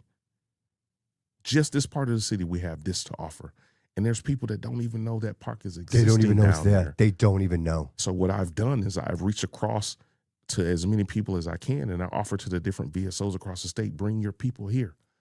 Bring them right here to this park. Because some of your vets, they know the names of some of the people on this wall here. Some of your vets, their grandfather or their father served during the time this monument was minted. Give them an opportunity to appreciate something that we have right here in this city, and then we hop over to Battleship Cove, right? And they're taking that in. We have so much to give, man. We have so much to give, but at the same time, we also got to pour into it more ourselves. Absolutely. We got to be good stewards of the things we have, but we also got to have forward thinking and be able to say, you know what, going into the future, because you have to think forward. You got to think about the future. If we continue to do the things that we were doing in the 60s, 70s, and 80s, we'll never move forward. We got to be forward thinking. Be able to say, you know what, in this many years, we want to be able to present this type of a face to the South Coast and make us the beacon that we're supposed to be on the South Coast. It's not just New Bedford here. Fall River is here. Right. So critical. And I'm making this point because now is the time. So I agree. You know, we realized that the previous administration, 13 years, and I only mention that because what you see is the result. Like, and again, I'm not calling anybody out. I don't pick sides, but I'm just, what I say I've picked a side, which is why I'm running. What you mentioned, this is my experience. Yep. Right? This is my experience. What I knew, what was a city that thrived with culture, with immigrants, with the idea that you could actually come here and you could actually build a future for your family. Oh, that should never be in question. Is that place today? Is this the place today? Right about now, right? We're at a critical point. The current administration in Beacon Hill with the supermajority have put so many pieces of legislature in place that allow the utility companies to rape and pillage our bills and our pocket. And then they have the audacity to offer up half-ass solutions, right? What good does a layaway program, because that's how I view it, what good does a program that allows me to put part of my bill away for later on in the year and allow me to pay a small portion now so I can keep my utilities on? Plus interest. Then, that's what I'm about to get to, right? But then you allow that same utility company to charge me interest on the part that's pushed aside. Show me how that is relief. Because at the end of the day, I got too many fees on my bills, every single one of them, light, gas, and water. I got too many fees on my bill. Yep.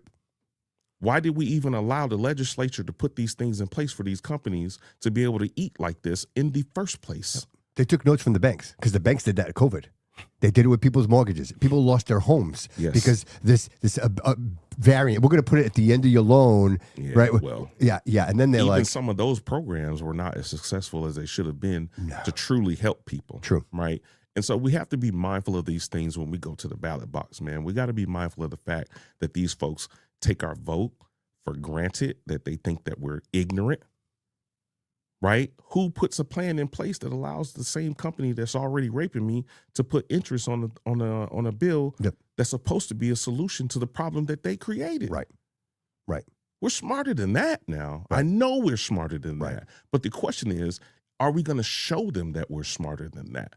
I think it's so important that people understand we need parity in government.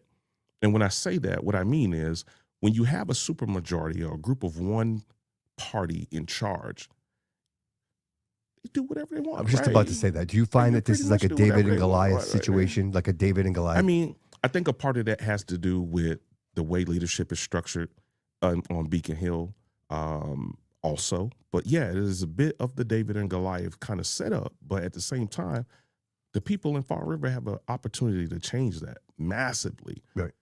Across the bridge, they elected somebody different for the first time in a long time. We got the same opportunity to do that here in Fall River as well. You know, Rep Sylvia is a nice. I was just about to mention Rep Sylvia is a nice guy. Yeah, he is. He's a nice guy. Yes. Most will say that. Most people will say that. I am not a nice guy. I'm a kind person. I'm a good guy. Nice guys shake their head and they go along with the status quo. I am not that dude. I'm never going to be that guy, because if I'm here and I'm supposed to be representing you, and I've got to vote against something that is going to be detrimental to my district, I'm going to do it. Period. Because my district comes first. Right. Again, on the other side right now, if you vote against the people that are in charge and you vote outside of party lines, they punish you. Rep Sylvia referenced it in an interview already, so it's not like I'm speaking right. Yeah, that was recent. mistruths. That was recent. Yes, I'm not speaking a mistruth here. He No. said it himself. he did. Right? He did. And he also referenced money that was lost as well because he voted outside of party lines. Right, and he's on the Ways and Means too. So there's a lot there. There's a lot. Yes. At the end of the day, give me the opportunity to be your state representative, and what I'll show you is that I'm going to vote the district first every single time, because the party that I belong to in this state doesn't punish you for voting your district first. That's why I'm where I'm at. That's why I'm in the seat I'm in, because it is more important to me to stand up and vote for what matters to the district first than it is to any allegiance to any party, period. They know what they signed up for when I decided to run. Mm-hmm. I was very clear. I am me. I'm going to be me, and I'm going to represent my district before I represent anything else. I think the people of Fall River need that more than ever. They need somebody that's willing to stand in the paint, irregardless, and vote the district first. Flat out. I agree with you 100%. And but people will say that. But the question is, will they actually do it? Well, I mean, the time is now. There's yes. no better time. So my question is this: than Talos, now. Is it bad enough? Right. That's the question you have to ask yourself when you're going to vote. Ask: Is it bad enough? Is it bad enough? You tell me, brother. People getting $2,000 gas bills, electric bills through the roof. And it's even bigger than that. I think it's bad enough. Yeah, and it's even bigger than that. There are things that are happening that people aren't even aware of. Oh, definitely. That if we don't put a stop to this now, it'll get worse. It will become unstoppable. It will become, at some point you can't stop it anymore. And I want people to really realize the importance of this. Right. Like, this is probably the most important. Between yourself running, obviously we've got other campaigns happening. Yep. And, Seth, you know what I mean? The DA. Oh, yeah. Like, these are all important pieces that I see. want to speak on that a bit. Sure, of course. Right. Of course. I had the opportunity to work underneath Seth Aiken when he was our city administrator. And one of the things I want people to understand is working at City Hall is a choice. And some of the residents that live in this city work at City Hall because they love this city. And the proof should be in their paychecks. The proof of that is that they stay there and they continue to work. They ain't bailed and go to another town or city. Some of these people have 20 plus years of working in City Hall because they love the city, not because of what they're getting paid. Right. So let me say that. I want to be very clear. I work with some of the best people, man. They mean well. They come to work every day and they work hard for this city. And sometimes they get a bad rap. They do. Sometimes they get a bad rap. But some of these folks are here and they're doing the very best that they can with what they have. And I applaud them for it. I enjoy working with the people I work with. I enjoy it, man. From department to department, it's some awesome people there. And Seth was another one of those awesome people. He doesn't live in Fall River. He lives just across the bridge, but I enjoyed working with him. But I'm more excited for his next step in life past being the city administrator here, because he's looking to bring accountability to the DA's office in a way that is going to be impactful for the people that live in this city. We saw Mayor Flanagan get stabbed in the neck and face. And we saw the guy up until now, recently, right, kind of float along afterwards. Right. Like, it was just no big deal. Yep, no big deal. Right. And one of the other things that's really, really near and dear to me as a father is that our children should be protected as well. He's going to be, if given the opportunity, he's going to be able to bring accountability that helps make the streets of the city safer outside of what our police are doing. Right. It's more than just what's happening on the street level. It's what's happening in the courtrooms. Those kinds of things matter. Actually handing out sentences to people that are convicted for committing violent crimes in this city, that kind of thing matters. There has to be a level of accountability there so that we can feel comfortable walking the streets of the city that we call home, walking the streets and going shopping and spending our dollars in the restaurants and things that are here currently Yes. We have to feel safe doing those things. Right. Our police need the right number of people. They need the most updated equipment because, again, this isn't 1970 and it's not 1980. Things evolve and change. Right. Absolutely. And they need to be up to speed so that they can handle business accordingly so that we can walk these streets and live in this city as safe as possible. Why would I bother? If I'm a cop, why would I bother? If I'm going to arrest this guy, they're going to put him, and then he's going to go, and then they're going to let him walk out on the street. I'm saying this is that mentality, and I know I had Seth sitting in that chair, man, and it was such a pleasure to talk to him and feel his energy, and it's clear that his mission is just. Bro, he looks great too, by the way, doesn't he? He's shining. His campaign, he's glowing right now. To be honest, with that you, campaign is amazing. He's doing an amazing job, I man. think he's glowing. I think he's found a spot in life with him running for DA here in Bristol County that allows him to uniquely be himself, just like the people of the city. He's found something that is giving him a smile and is giving him more juice, more energy, because he knows if he wins, he's going to do the very thing that he said he's going to do. Absolutely. Right? And so for him, I'm excited for him because of that, but I'm excited for the city because of it. Because if we can get more accountability here, that's the change we want, right? That's the change we so desperately need, right? You know, and let's start actually locking these people up. Absolutely, brother. You know, and I want to bring something up real quick, and this is kind of off, but it's an opinion. Go for it. And this is like what I term as the bottom feeders, right? And so I say this often, and it's not a derogatory term, but it's just it refers to the people in the city that their finances are absolutely contingent upon who the mayor is. Like just we'll say that example, right? And so if Paul Coogan is the mayor, my job is under Paul Coogan. Like I'm going to vote for Paul Coogan because I don't want to lose my job, because the next guy might not give me my job back. The next guy might not give me my contract. The next guy might not let me operate. And so when you look at, you brought up the voting, when you look at those numbers, the turnout. I'm concerned about the turnout. Absolutely. Because with the turnout completely determines what happens next. Absolutely. All I'm asking for is an opportunity to give people an option, right? Because we've seen what no option looks like already. Sure. We've seen what that looks like. Sure.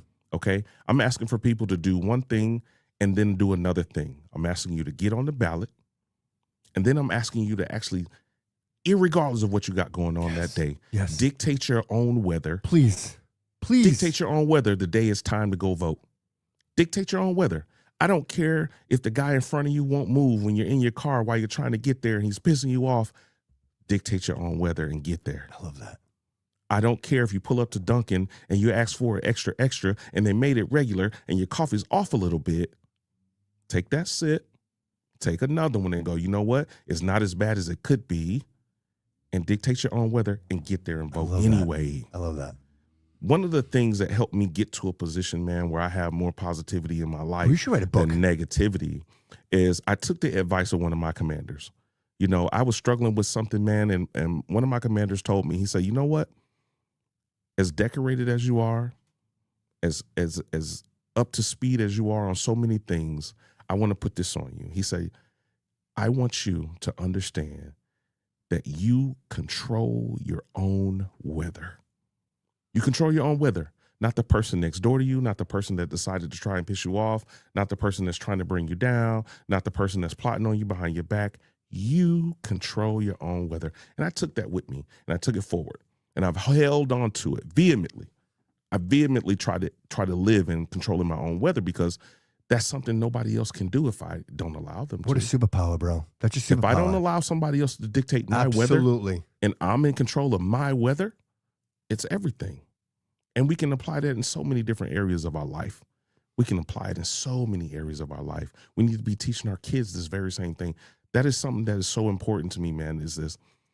The youth in this city, including my own kids, because that's the perspective I look at it from, right? Part of the reason why I'm running to be your next state representative is because I want to leave something that I feel comfortable leaving for my children when it's their turn to step into the light, step into different positions around the city, take a job, teach, whatever it may be. Whatever life brings them and they want to do, I want to be able to do it.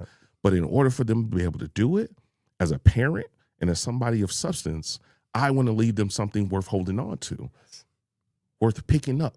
Absolutely. Set the example, right? That's what I see. That's what I want. That's why I need this opportunity. I appreciate that so much because that's why I do this, brother. Look here, This man. is why I do this, man. And I can tell you enjoy it, you Love know. it. But that's why I'm running for office, man. I want to be able to leave something that I'm comfortable with leaving for my kids and everybody else's kids. Because when you look around, there's not as many things out there for our kids as there used to be. So I feel like they're being held hostage by their phones and pads and their video games. And I'm not trying to be I'm not trying to be the old guy. Yeah, right. Right? Because, you know, I'm a Gen Xer, right? We're latchkey kids. We kind of hung out outside all day, every day, and we did our own thing. We drank from the water hose, but we brought our ass home before the street lights came on, because if not, you got it tore out the frame, whooped. right? You got tore out the frame because you knew better. Absolutely. Our parents were teaching us accountability when they said be home by the street lights come on, by the time the street lights come on. And if you didn't, you learned your lesson, and I guarantee you the next time around, your ass was home before the street lights came on. Absolutely. But we come from a slightly different generation. The technology and the digital presence and the online thing was there later in our lives. We didn't grow up in it. Video games was just starting to be a thing, right? There was the Atari and then the Nintendo, and before that was a Sega and all these different things, but it wasn't the entirety of our existence. Right, because it was too expensive. You were lucky if you had one. Man, You know if what you I had mean? one of those things, boy, y'all had a little bit of money. Absolutely. Or you went to your friend's house who did. Right? Right. And so I want that for our kids, though. I want the ability for them to be able to put down their electronics and get involved in something. Not all day, every day, but I want them to at least have the opportunity to do so. We got to get our kids back in the CYO programs. Yes. We got to get them in the Boys and Girls Club and the YMCAs. We got to get them involved Bernardo with the sports. boxing. Go there. Box. MMA. Yes. Basketball and football. All these different things exist out there. Yes. The Boys and Girl Scouts. It's the Eagle Scouts are out there. There's these things We that are are a city of athletes. That's what we are, man. And let's not forget now, Portugal, I'm sorry, forgive me, my Portuguese community, but we also have a soccer scene. Yes. We have things for our kids to get involved in. Absolutely. But on top of that, we've got to pour more. We've got to pour more of ourselves into these things so that we have more available to our children. Absolutely. And that includes from 8 to 18. I don't care. We got to make more things available. I think we need some youth leadership programs. Agreed. Right? Speaking of youth leadership programs, I want to give a huge shout out to Kim Broder and the Youth Marines. They are very close to me. In a different kind of way, right? Because they're not the typical thing. They take you from 8 to 18, but they're not the typical thing. They're teaching kids accountability. They're teaching kids attention to detail.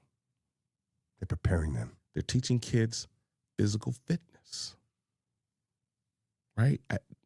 It's unique. They could use more kids. They could use more volunteers, veterans out there who hear me. Marines that are out here. How do they get involved? Me. How do they get involved? Reach out to the Youth Marine Program. Go on Facebook and look up the Fall River Youth Marines. Get in contact with Kim Broder. Become a volunteer. You have to get screened, though. If you've been doing some funny shit out there during your adult life messing with children, don't even think about it. I'll come get you myself. Well, I got a wood chipper. We just dropped in. But get involved, man. Absolutely. Let's expand that programming and expose our kids to something different that's not the same old thing. I got to see them 2 weekends ago, man, and I gave them a quick word of motivation, because it takes a parent and a kid together to come together and make that decision to be a part of Youth Marines, because your child is going to get involved with doing something that's not the most popular thing on the planet. Right. It's just not. It's not the coolest thing to be involved with. Right. But what you're exposing your child to is something they're going to remember for the entirety of their life. The young man right here spoke to me about being involved in ROTC. I don't know how many years removed he is from Bedford High School, but he talks about it now. Yes. Because that type of experience stays with you the entirety of your life. These are the types of things we need to be worried about getting our children involved with, instead of just building our next leaders, brother. I don't know how else to say it. Yeah. Other than making sure that we take time to slow down and continue to pour into the youth, man, because the youth is next. Brother, they're nothing more important. There is nothing on this planet more important than they're next. Right. So if we're not doing things that are looking forward into the future to look out for them, what are we doing? Right. And we have to do it when it's uncomfortable for us. Absolutely. When it butts up against the schedule, oh well. So what? It's difficult. Oh well. Sit in the car outside of the CYA and wait for them. Whatever it takes. Or CD Rec, whether I said that wrong. Sit in the car and wait for them. Get them involved in some of CD Rec's programs.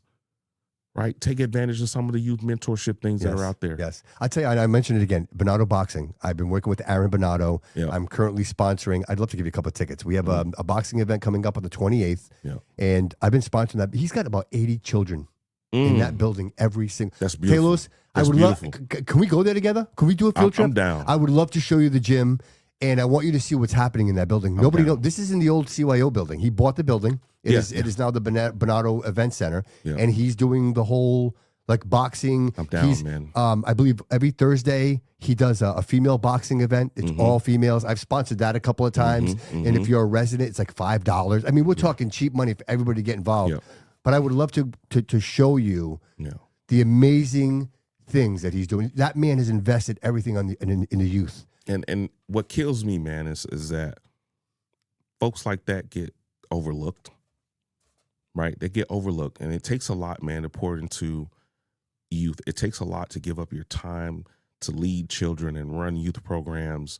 But to the people across the city of Fall River that are out there doing it, man, I'm so appreciative of you, because if you don't do it, they're going to end up in a gang, or they're going to end up in their handling things the wrong way. They're going to end up succumbing to devices they never should succumb to. People don't wake up in their youth saying, "Oh, I want to be strung out on the street." People don't wake up in their youth saying, "Oh, I want to be homeless." That's not how any of that goes. You didn't say it when you were a child. Right.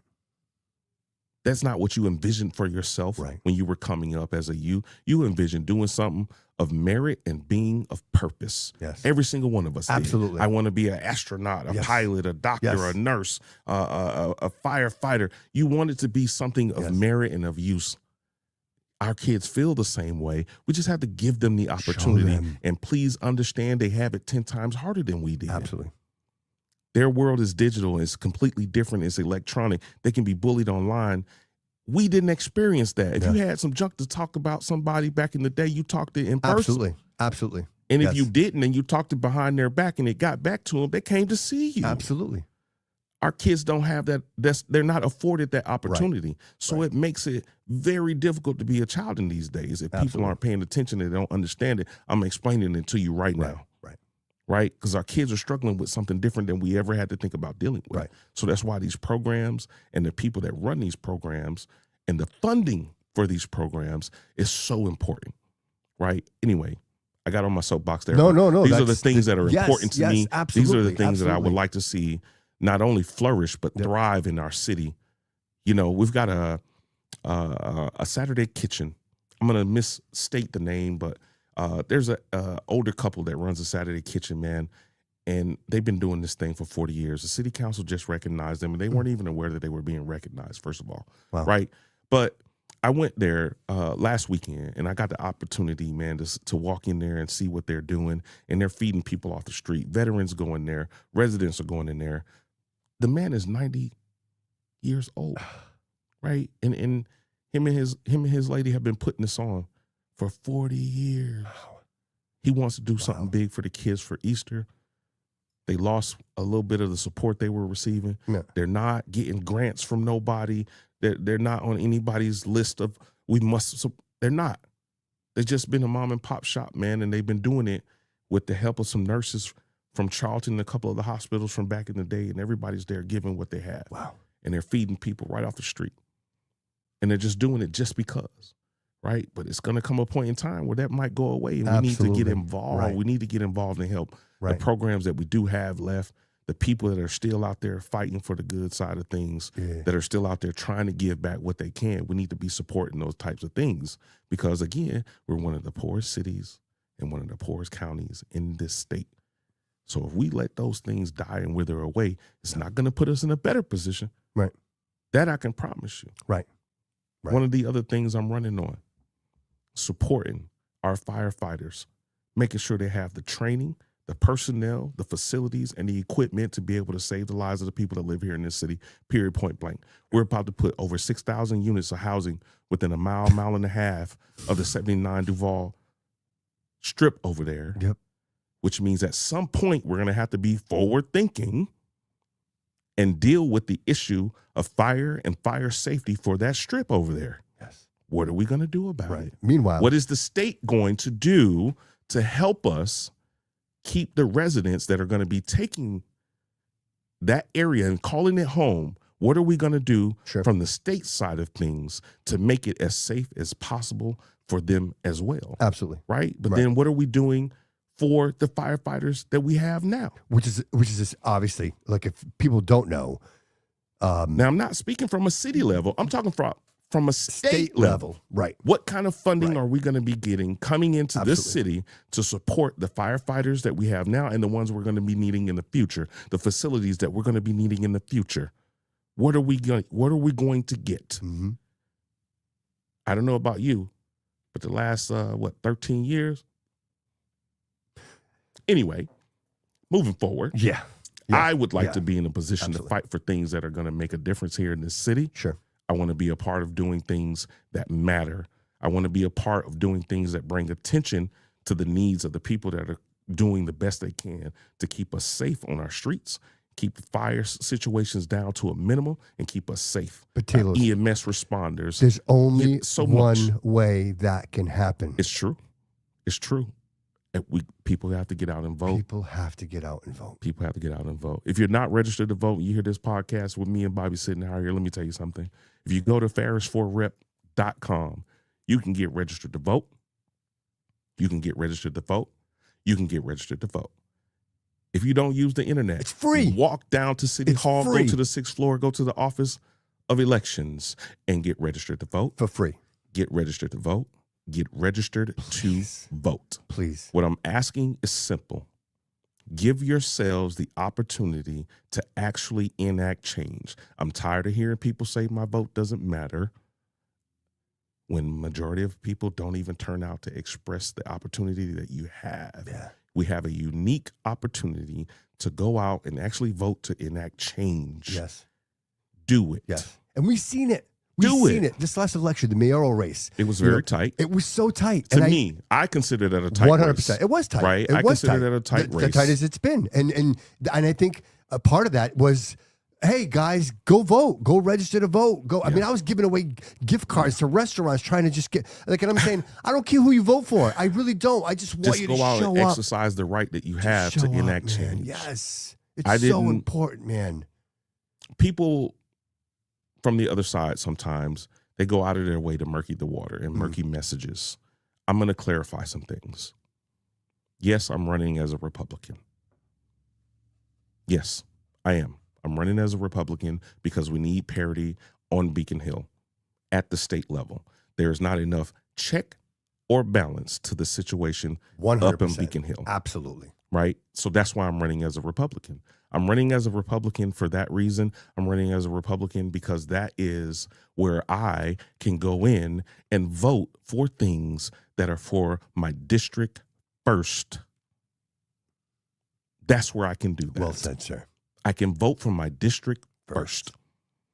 I'm never going to be the guy or the person or the girl that complains about the outcome of me doing the right thing, as most of the people already know. But what I'm asking, very simply, get off the couch, spend the 20 minutes it takes to drive from your home down to City Hall or to your precinct, and exercise the right to actually help decide what happens next in the city of Fall River up on Beacon Hill. Go to my website. Do it for your kids. Do it for the kids. Go to my website. Check out the pillars of my campaign. These are the things that are the most and on the highest of my priorities, but there are so many other things, man. We've got a massive problem with child predators here in this city, in the state in general. I want to address that. Do me a favor. Episode 103, I just recorded it. George Duo was sitting in the chair. I saw that. SVU I haven't had a chance to watch George it yet, is amazing. but I'm going to go watch amazing, it. Amazing. And that's exactly. I'm going to go watch it. Yeah, I'm going to go watch it. That's important from a bunch of different perspectives. As a father, that is important to me. Very important to me. And I've had dealings with different people since I took up full-time residence here in the city. I'm not putting anybody's business out there. Just know I've had dealings. Period. Yeah. So it's home. It's home. Right. I've had dealings. I saw the young lady that has been outside of the Justice Center fighting for the opportunity to have somebody punished for things that was done to her. Jessica, right? Jessica? And I think so. It's yeah, I think it's I don't want to misspeak. Yeah, I don't want to misspeak, right, but I'm just going to speak to what please, I've seen, please. right? And it's important that we do the best that we can to protect our children, and that should be a no-brainer, right? And so that's why doing things like electing a new district attorney is important, so that people start to pay the price for the things that they've done that harm our children. Outside of that, we need economic development that's meaningful, that's not one-sided. We need it to be easier to open the doors to a business in the city, specifically in the 7 Bristol district. We need to be affording some type of mechanism that allows people to go out and exercise that entrepreneurial spirit. Yes. We need some kind of mechanism that does that. We need deals in this city that actually benefit the city, period. Leaving that there. Yes. Period. Yes. Yes.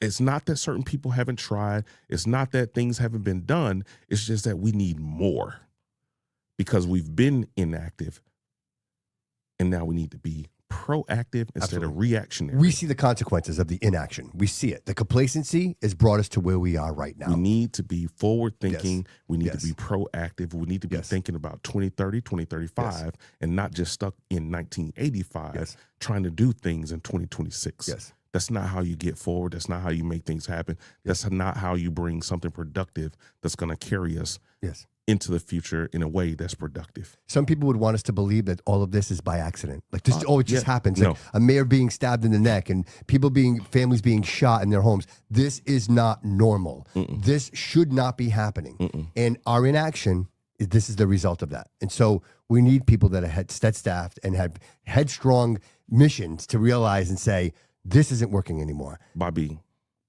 it was not easy to make the decision to throw my hat in the ring and go after a political office at all, because doing so puts you in the crosshairs of certain people.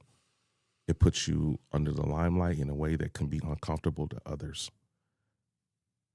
I've never really spoken on too many things one way or the other before coming on this show, except the things that were important in that moment. I made a promise to myself as a part of a leadership institute that I was selected to go to back in 2024 through the Student Veterans of America. I was selected as one of 2 students from the New England area, okay? And I went to Washington, D.C., and I took in the entirety of that experience with 68 other individuals, myself and the other guy from up in Boston, actually.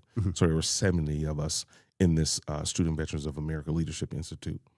And we had the opportunity to go to the White House and speak on some things with very, very high-level, important people that make decisions as well. And it was in that moment where I was standing in D.C. advocating for veterans here in New England, specifically here in the South Coast, that I realized this is what I need to be doing. It was in that moment during that Leadership Institute. And so there came a poignant moment during that Leadership Institute where we had a book in front of us, and part of the assignment in that moment was to map out a 3 to 5 year time span of things you wanted to accomplish and things you wanted to do.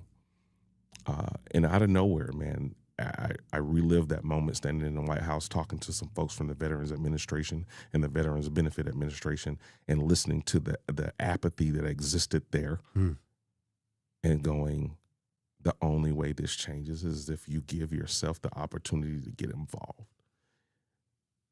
The same thing that made you say, put your resume in or put yourself up for VSO, it's the same thing that's screaming at you right now in this moment. Yep, right. It's the same thing. I said a while back, myself and Chanel, we ain't even touched on that yet, but I said to myself, I'm no longer going to sit back and be that veteran that bitch moans and complains. I have to stand up and I have to get involved to be a part of the solution. Period. No matter what that looks like, Yep. this is what you have to do. The time has come. Right? The time and has so come. I'm sitting in this leadership institute. I've got this book in front of me, and it's got this plan in front of you that you need to fill out, right? And what it is supposed to be is supposed to be a silent promise and plan to yourself, with yourself. And I wrote in there on one of those blocks, across it, I wrote, put yourself in a position to be able to actually enact effective change, period, even if that means having to run for office. Wow. Right? That was in 2024. I saw some things between then and now that made me say, you know what? You got to do it. You see enough things that you feel like need to be changed. You've talked to enough people that want to see some of those same things changed. It's time to do it. Period. Something happens when you find out. Like when you have knowledge of it, it changes. When you don't know, Talos, and I say this from my own experience, brother, what I didn't know, I didn't know. I was naive. And now knowing what I'm knowing, I feel like this is the force. Like I have to be involved. I don't have a choice. I've been chosen. Yeah. And I feel the same for you, brother. It's very simple for me. I'm not a complicated individual, man. I'm a guy, first and foremost. So I'm not complicated, right? God, country, family. And vice versa. You can flip it around. You do it however you want to, but those are the things that are most important to me. But outside of that, as a man, you have a responsibility to do certain things in your life. And one of those should be looking out for your family, and the other one should be looking out for your neighbor. And if that means you got to step into a position where you got to get comfortable being uncomfortable, then so do it. Otherwise, sit down, shut the hell up, and support the person that's willing to do it. Absolutely. Right? Personal excellence is the ultimate rebellion, brother. You have to do one or the other. Absolutely. And if you know somebody that's willing to step into the line of fire and help support doing something that's going to benefit you and your family, get out there and so do be it. it. Get out there and do it. Go support that person. I'm not telling you to personally come support me. I'm telling you to go and support that person. That's what I'm telling you. Don't ignore what your eyes are showing you. That's where it starts, brother. Don't ignore what your eyes are showing you, but get out there and support something that you believe is going to effectively change the things you believe need to be changed. That's what I'm asking. Be the action. Be It's the funny change. you said that. Somebody offered this to me a few months ago before I pulled papers, because I was going back and forth on whether or not this was the time to do it, right? And they said, you have to be the change you want to be or see, right? And I said to myself, after that, I said to myself, like, I don't think they understand what they just did, right? I've already been on I'm already considering this thing. I'm already. Yep. And that's when, the culmination kind of happened. It was like, this conversation was had. I wrote in the book this thing to hold myself accountable to these things, to these tenements. And one of those tenements was put myself in a position to be able to actually make a real difference, even if that means running for office, right? And then that got said to me. Talos, all roads I just lead. I feel like I couldn't ignore the things that I was seeing, right? And so that's why I'm doing what I'm doing. That's why the kids matter so much to me. That's why looking out for our police and our fire, the EMS and EMA matter so much to me, because at the end of the day, those are the fundamental things that are supporting the Community, city brother. and supporting our communities, That's our community. supporting our children. It's not easy to make the decision, man, to put yourself out front. It is not easy at all. And people because don't know. I'm not People don't that know. person. Right. I'm not that person. I would much rather be the guy that's just making stuff happen. Just make stuff happen. But sometimes in order to be the guy that makes stuff happen, sometimes you got to stand out This is what front it takes to make stuff happen. Absolutely. And understand, as far as I'm concerned, this election is not about me. It's not about Rep. Alan Sylvia. It's about the people that live in that district and giving them the opportunity to enact change. Period. That's what it's about for me. It's about giving people the opportunity to be able to feel like it's safe enough to go back outside and sweep their sidewalks and sweep their curves and clear out their driveways. Any time of day. It's feeling like it's okay to let your kid go to Kennedy Park and play basketball. Yes. It's all right to walk down Main Street, South Main, and go to any shop anywhere along that way. But also, it's all right to feel like I can open up the doors to a business right in the middle of downtown. Absolutely. That's all I'm asking for. That's all I'm looking at. Those are the things that matter to me. There are several more, right? I don't think veterans should pay for hunting and fishing licenses in the state of Massachusetts, period. Period. I like that. I don't think That's veterans a small, should pay that's for a that. small thing. And it's a small thing. Yes. Very, very, very Yes. small thing. Yes. But I think it's important. Yes. It Right? really is. I think something like that matters more than most people probably realize. You know, I don't think that we should be penalized for making less than they do in Wellesley. Mm-hmm. We shouldn't be penalized for that. So what? We're a hardworking community. The policies and the rents and the things that go along with living in this community should reflect that. Sure. Period. Sure. We can offer up bigger, better things, but we also got to keep in mind that the people that are from Fall River help make Fall River. But at the same time, those of us that live here, we have to step up. We have to step up. We you gotta just can't lay down and die. No. You just, yes, you have I to. get the whole will try Yep. thing. I get it. Yep. I get it. We'll try. Yep. But where I've been bred, and the things and the experiences that I've lived through, will try doesn't cut it for me, right? We're gonna do. Yeah. We have to be actionable. Period. Give it until you can't give anymore. Fail, get up, try again. Fail, get up, try again. If people fail, don't get up, know, try again. that's what's on the police cars. Like that's actually our city logo. Yes, is it "We'll is. try." We'll it's try. not even. Yeah. We'll try. Yeah. It's and our again, motto. I understand where it comes from wholeheartedly. Grave situation. Then, now, Guess what? we need something. We'll try. It isn't enough. No, this is we see. It's not enough. Yes, we see the results. And I'm of not bad mouthing Fall River's motto. I'm not bad mouthing Fall River. not about that. What I'm saying is we have the opportunity to lift ourselves up by our own bootstraps, and we got to do It's it. time for change, brother. We have to do It's it. time for change. That's what I'm saying. We cannot continue this way. And I'm going to say this is my own personal experience as a citizen and a resident of the city of Fall River. Yes. I grew up in the South End. Yes. This is just some context. The house, right? If you were to look out this window, Yep. my Vavo's house, that's where I grew up. Right there. The storefronts, my Vavo rented those out. Like we were literally embedded in the South End of the community. So I know exactly what it was and I know exactly what it could be. Yeah. But I think if we don't choose to make a difference, if we don't show up, if we don't vote, if we don't want better for our future, for our children, then fine. Then will continue. But if we decide that it's time for change, that, for example, I could see you over at the Brewhouse District, and we're all celebrating, man. We're in a great place in the city. Yeah. We're breaking bread. We're having some drinks. Yeah. We're singing. We're dancing. To me, those are the moments I'm saying to myself, this is what the city could be, right? Wholeheartedly.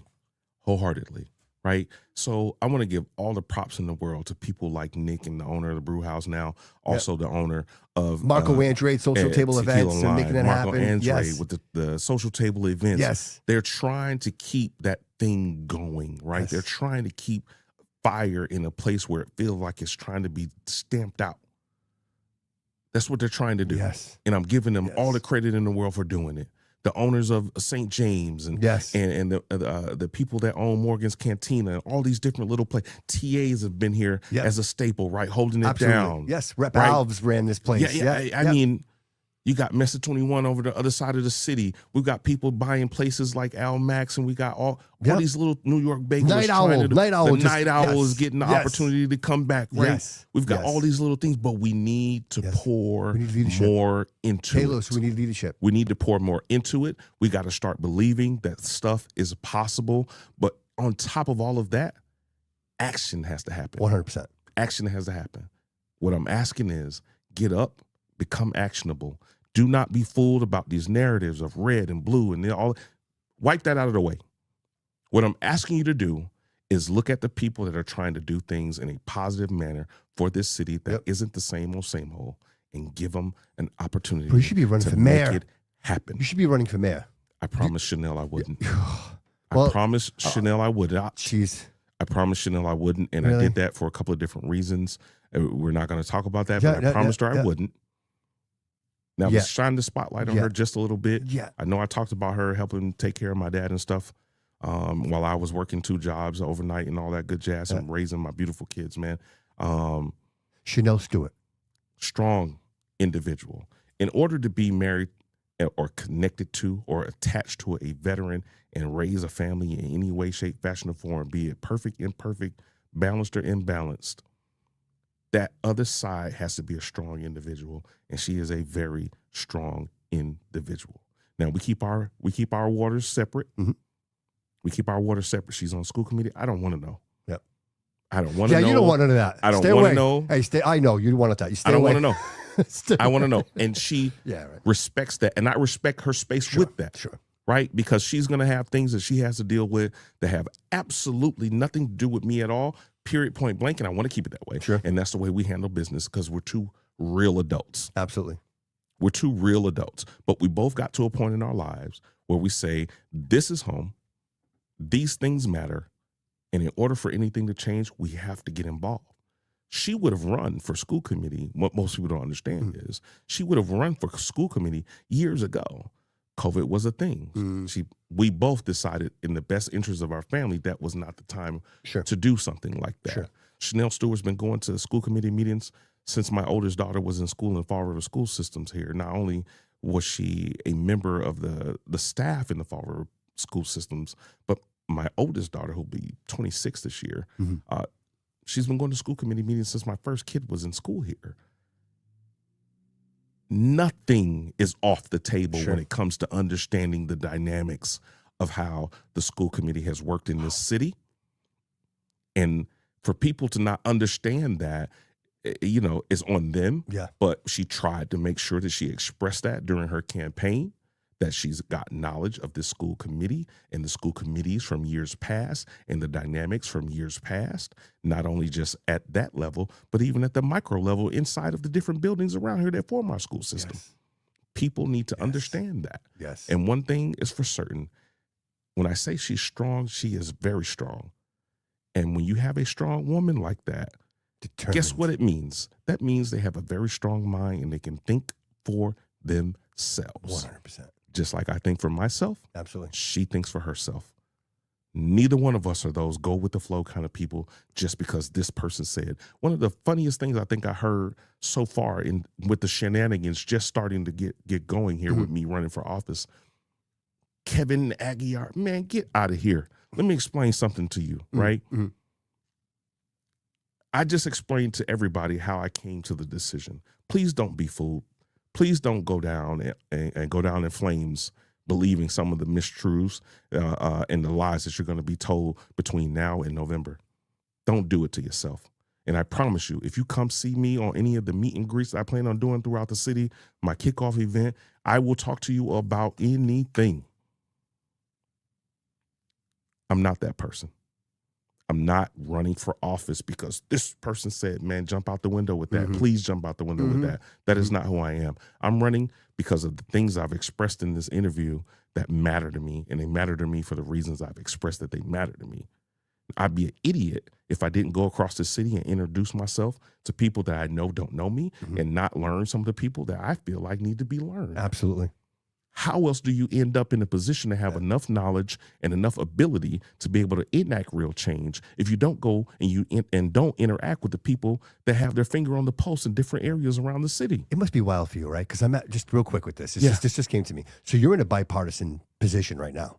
Like everybody wants to talk to you because if I get to stand alongside you and I take a picture and I'm running a camp, it's really good for me to be with you, right? The director of right? It's very good. I get it. See I get what where you're I'm saying. going with this? Yeah, So absolutely. it's up until now, until you decide you're going to run, it's great to be hanging out with you. Then all of a sudden you decide, hey, I'm going to run. Now people are having criticisms. Now people are like, well, maybe it's not so cool to hang out, right? So my point is saying is I think people need to realize that and have focus on that to say who was supporting you prior to you saying, hey, I'm going to run, and now who's not supporting you anymore? And because that speaks volumes, brother.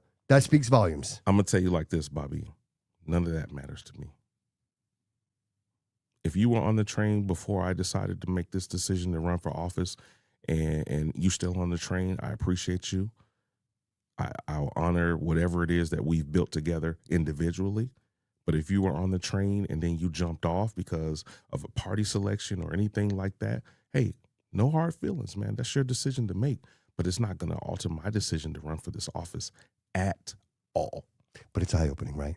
You're kind of like... It could be eye-opening, right? man, but it's not life-changing. I can No, promise you not that. at all. Not at all. It's not life-changing, but just understand the way I handle business. You are locked in, brother. Jump off the you train. Are locked jump in. off. I love it. You are locked in. Jump off. I love it. I love it. But when I win this election in November and get installed in January, understand I'm not here to hold a grudge. I'm here to work for every single person that lives and works and calls the 7 Bristol District their home, their business, whatever. I'm going to be here for that because that's the only thing that matters. The only thing people give a damn about. They don't care about the allegiances one way or the other.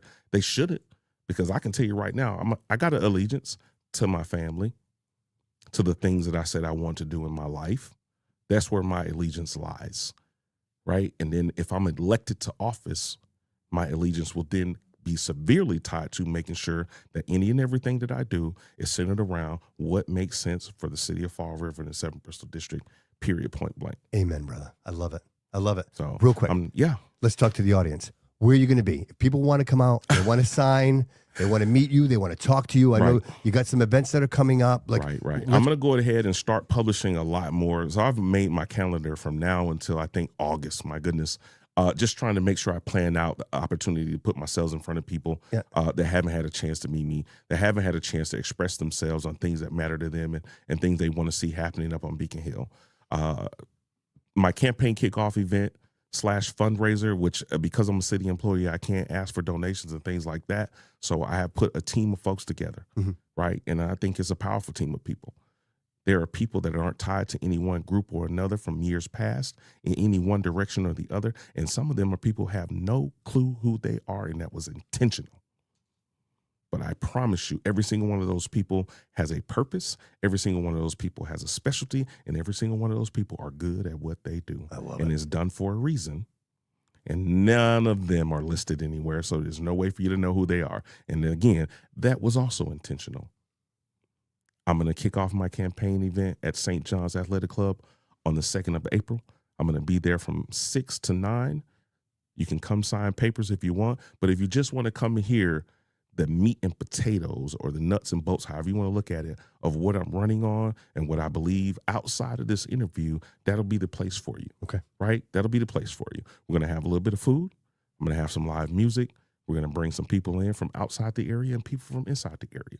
One of the things I think that is the absolute most important thing that the city of Fall River does going forward into the future from a state representative point of view is to help get us on the map in a positive way. And that means reaching out outside of our little circle, right? Tie us to other areas of the state so that people understand what we have to offer here, period. There was a time when the Kennedys and Onassis used to come down here and visit, right? And people were enamored with that. We've lost that attraction. Yes. Right? So we have to gain that back. Yep. And that has nothing to do with a party line. That has to do with making sure that you put things in place that make people want to come here. Fall River Celebrates America, man. That was huge. I keep hearing that over and over Man, again, it right? was amazing. But one of the most important parts of Fall River Celebrates America is we need a spot. We need a spot to be able to do that kind of a celebration. Yep. We do, period. Right? If that kind of opens itself up, then maybe that could be a thing. I mean, back in the day, it was Battleship. Like you'd set it up all with a Battleship. Like you do the Heritage Park. Like right. Literally, people would bust We'd loads. have to see, Bobby. Yeah. We'd have to see it. Yeah. I'm not one of those people that's going to go out here and just promise the world. I'm not promising anything other than what we need. Yeah. And when I know I can deliver on, what I'll tell you is I'll give you my best shot at this, and I'll give you my best shot at that, and I'm going to try hard as hell to do this.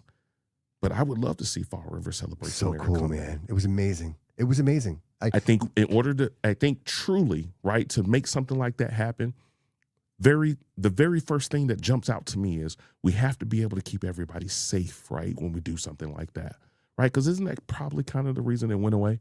right? That's so, Safety, right? The later police into the officer, I'll never forget. Rest in peace, Officer Megan. There was a situation. Officer Megan fell. Yep. Unfortunately, and that's kind of where that's where it ended. We have to operate from a common sense standpoint, which people will start to understand. That's the side that I operate from on a lot of things. Is I come with a common sense approach to a lot of things. I appreciate that. If you want to do something as big as that and attract not only Fall River residents out of their homes and people from across the bridges and in different directions to come here and celebrate America in a festival of that sort, you have to be able to keep everybody safe. It's our obligation. First and foremost. True. Yep. First and foremost, people have to be safe. But we also have to have a spot to do something like that in. Right. And I think if the city were able to, find a good combination of all of those things, I think it'd be more than possible to make something like that happen in the future. Again, the administration will have to sign on for it. We have an awesome events person. Yep. Yeah. Samantha Barbosa is amazing at what she does. Right. And for those of you that don't is that know, Viva Forum? Is that Viva Forum? No. She works on the 6th floor. Oh, okay. All right. She's amazing at what she does. She's one of those people that's behind the scenes. She doesn't get a lot of spotlight for anything that she does, but she helps put on the different events at the parks throughout the summer, the different places, the food truck, this and that. She helps put a lot of that stuff together, and she's still here, and she's still fighting in the background, trying to make bigger things happen. Shout out. Just saying. When I tell you we've got some amazing people we say, down bro, at the people that do the most say the least. We've got some amazing people down at City Hall. I promise you that. Yeah. I promise you got. Well, we got to pull them up. We got to get them up front. Well, because the people that should be, the people like you that should be running. I'm doing what I'm supposed to be doing. Appreciate you, brother. To be doing. I appreciate I didn't you. ask for permission. I was a gentleman about it. 100%. Just so that people know, I was a gentleman about it. Appreciate everything that you've done for the state, for the city of Fall River, Rep. Sylvia. But I need you to understand I'm going to be challenging you for your seat. I want to give the people of Fall River the opportunity for an actual choice. Again, thank you for everything you've done. That's all I got to say. It's time. Talos, thank you so much for coming in today, man. Thank you for having me, Look, Bobby. I want to tell you, you did not disappoint, my friend. You know what I mean? I know we've been talking about this on and off. Right. People don't understand. I know Bobby outside of his show, and we talk from time to time. And I've been telling Bobby for quite a bit of time I wanted to come on the show, and it actually had nothing to do with me running for office in the beginning at all. Right. But that's just a development that happened along the way. Yeah. I think you're very powerful. I think you're maybe even underestimating what you got going on here. Wow. I think that you can put this on an even bigger platform. And again, you're one of those things that if we pour into it, be one of the shining stars here in Fall River. I can't tell you what that means to hear that coming from you, brother. You're in the right places. You're talking to the right people. You're going to people that other people want to hear from that watch your show, man. I think you should keep doing that. Keep doing that. Don't slow down. Don't shrink yourself to make other people comfortable. I'm not going to do it. Don't you do it. I won't do it. All right. All right, you fight, I fight. Let's Deal? Deal? Done. I appreciate you, Talos. Thank you so much for being here, man. Whatever we can do to support you, please. And I share all your stuff brother. Anyway. And April 2nd. If you want to come and set up on April 2nd. I'll be there. 100%. I'll be there. If you want to come set up on April 2nd, man, and take it in. Yep. I'm gonna speak there. Yep. And I think what I have to say there on the 2nd of April is gonna hit home in many different ways. And I want as many people to know about what I have to say on that day as possible. Let's do it. Let's do it. First of all and foremost, thank you so much for your service and your sacrifice, brother. Man. Everything you've done. I enjoyed my time. And good, bad, or indifferent, man. I enjoyed my time in the military. Helped me shape who I am as a person today and helped drive me. All roads lead here, brother. It's the journey, my man. Yes, indeed. It's the journey. Yes, indeed. And I appreciate you. Thank you so much for being here. Thank you. And the audience, I want to say thank you so much for being here today. I really appreciate it. This was really a really deep episode. And I just I feel like I'm walking away from this conversation a little different. I want to say that. I hope so, man. I really am. And I want to help uplift people, man. Yeah. That's one of the things that I'm been charged with along my journey, man, is to help uplift people and let folks know, man, it doesn't matter how dark things get, doesn't matter how difficult it gets, doesn't matter who believes in you, who doesn't believe in you. All you need to do is believe in yourself and dictate your own weather. Yes. Love that. Let's do it. Bro, and with that, we go out. All roads lead here.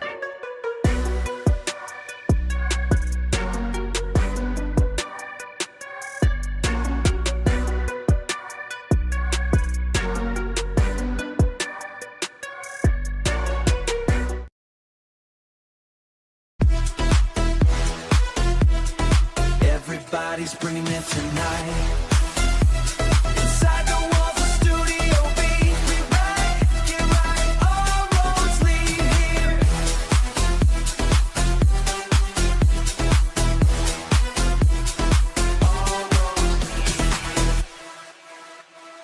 Studio B. All roads lead here.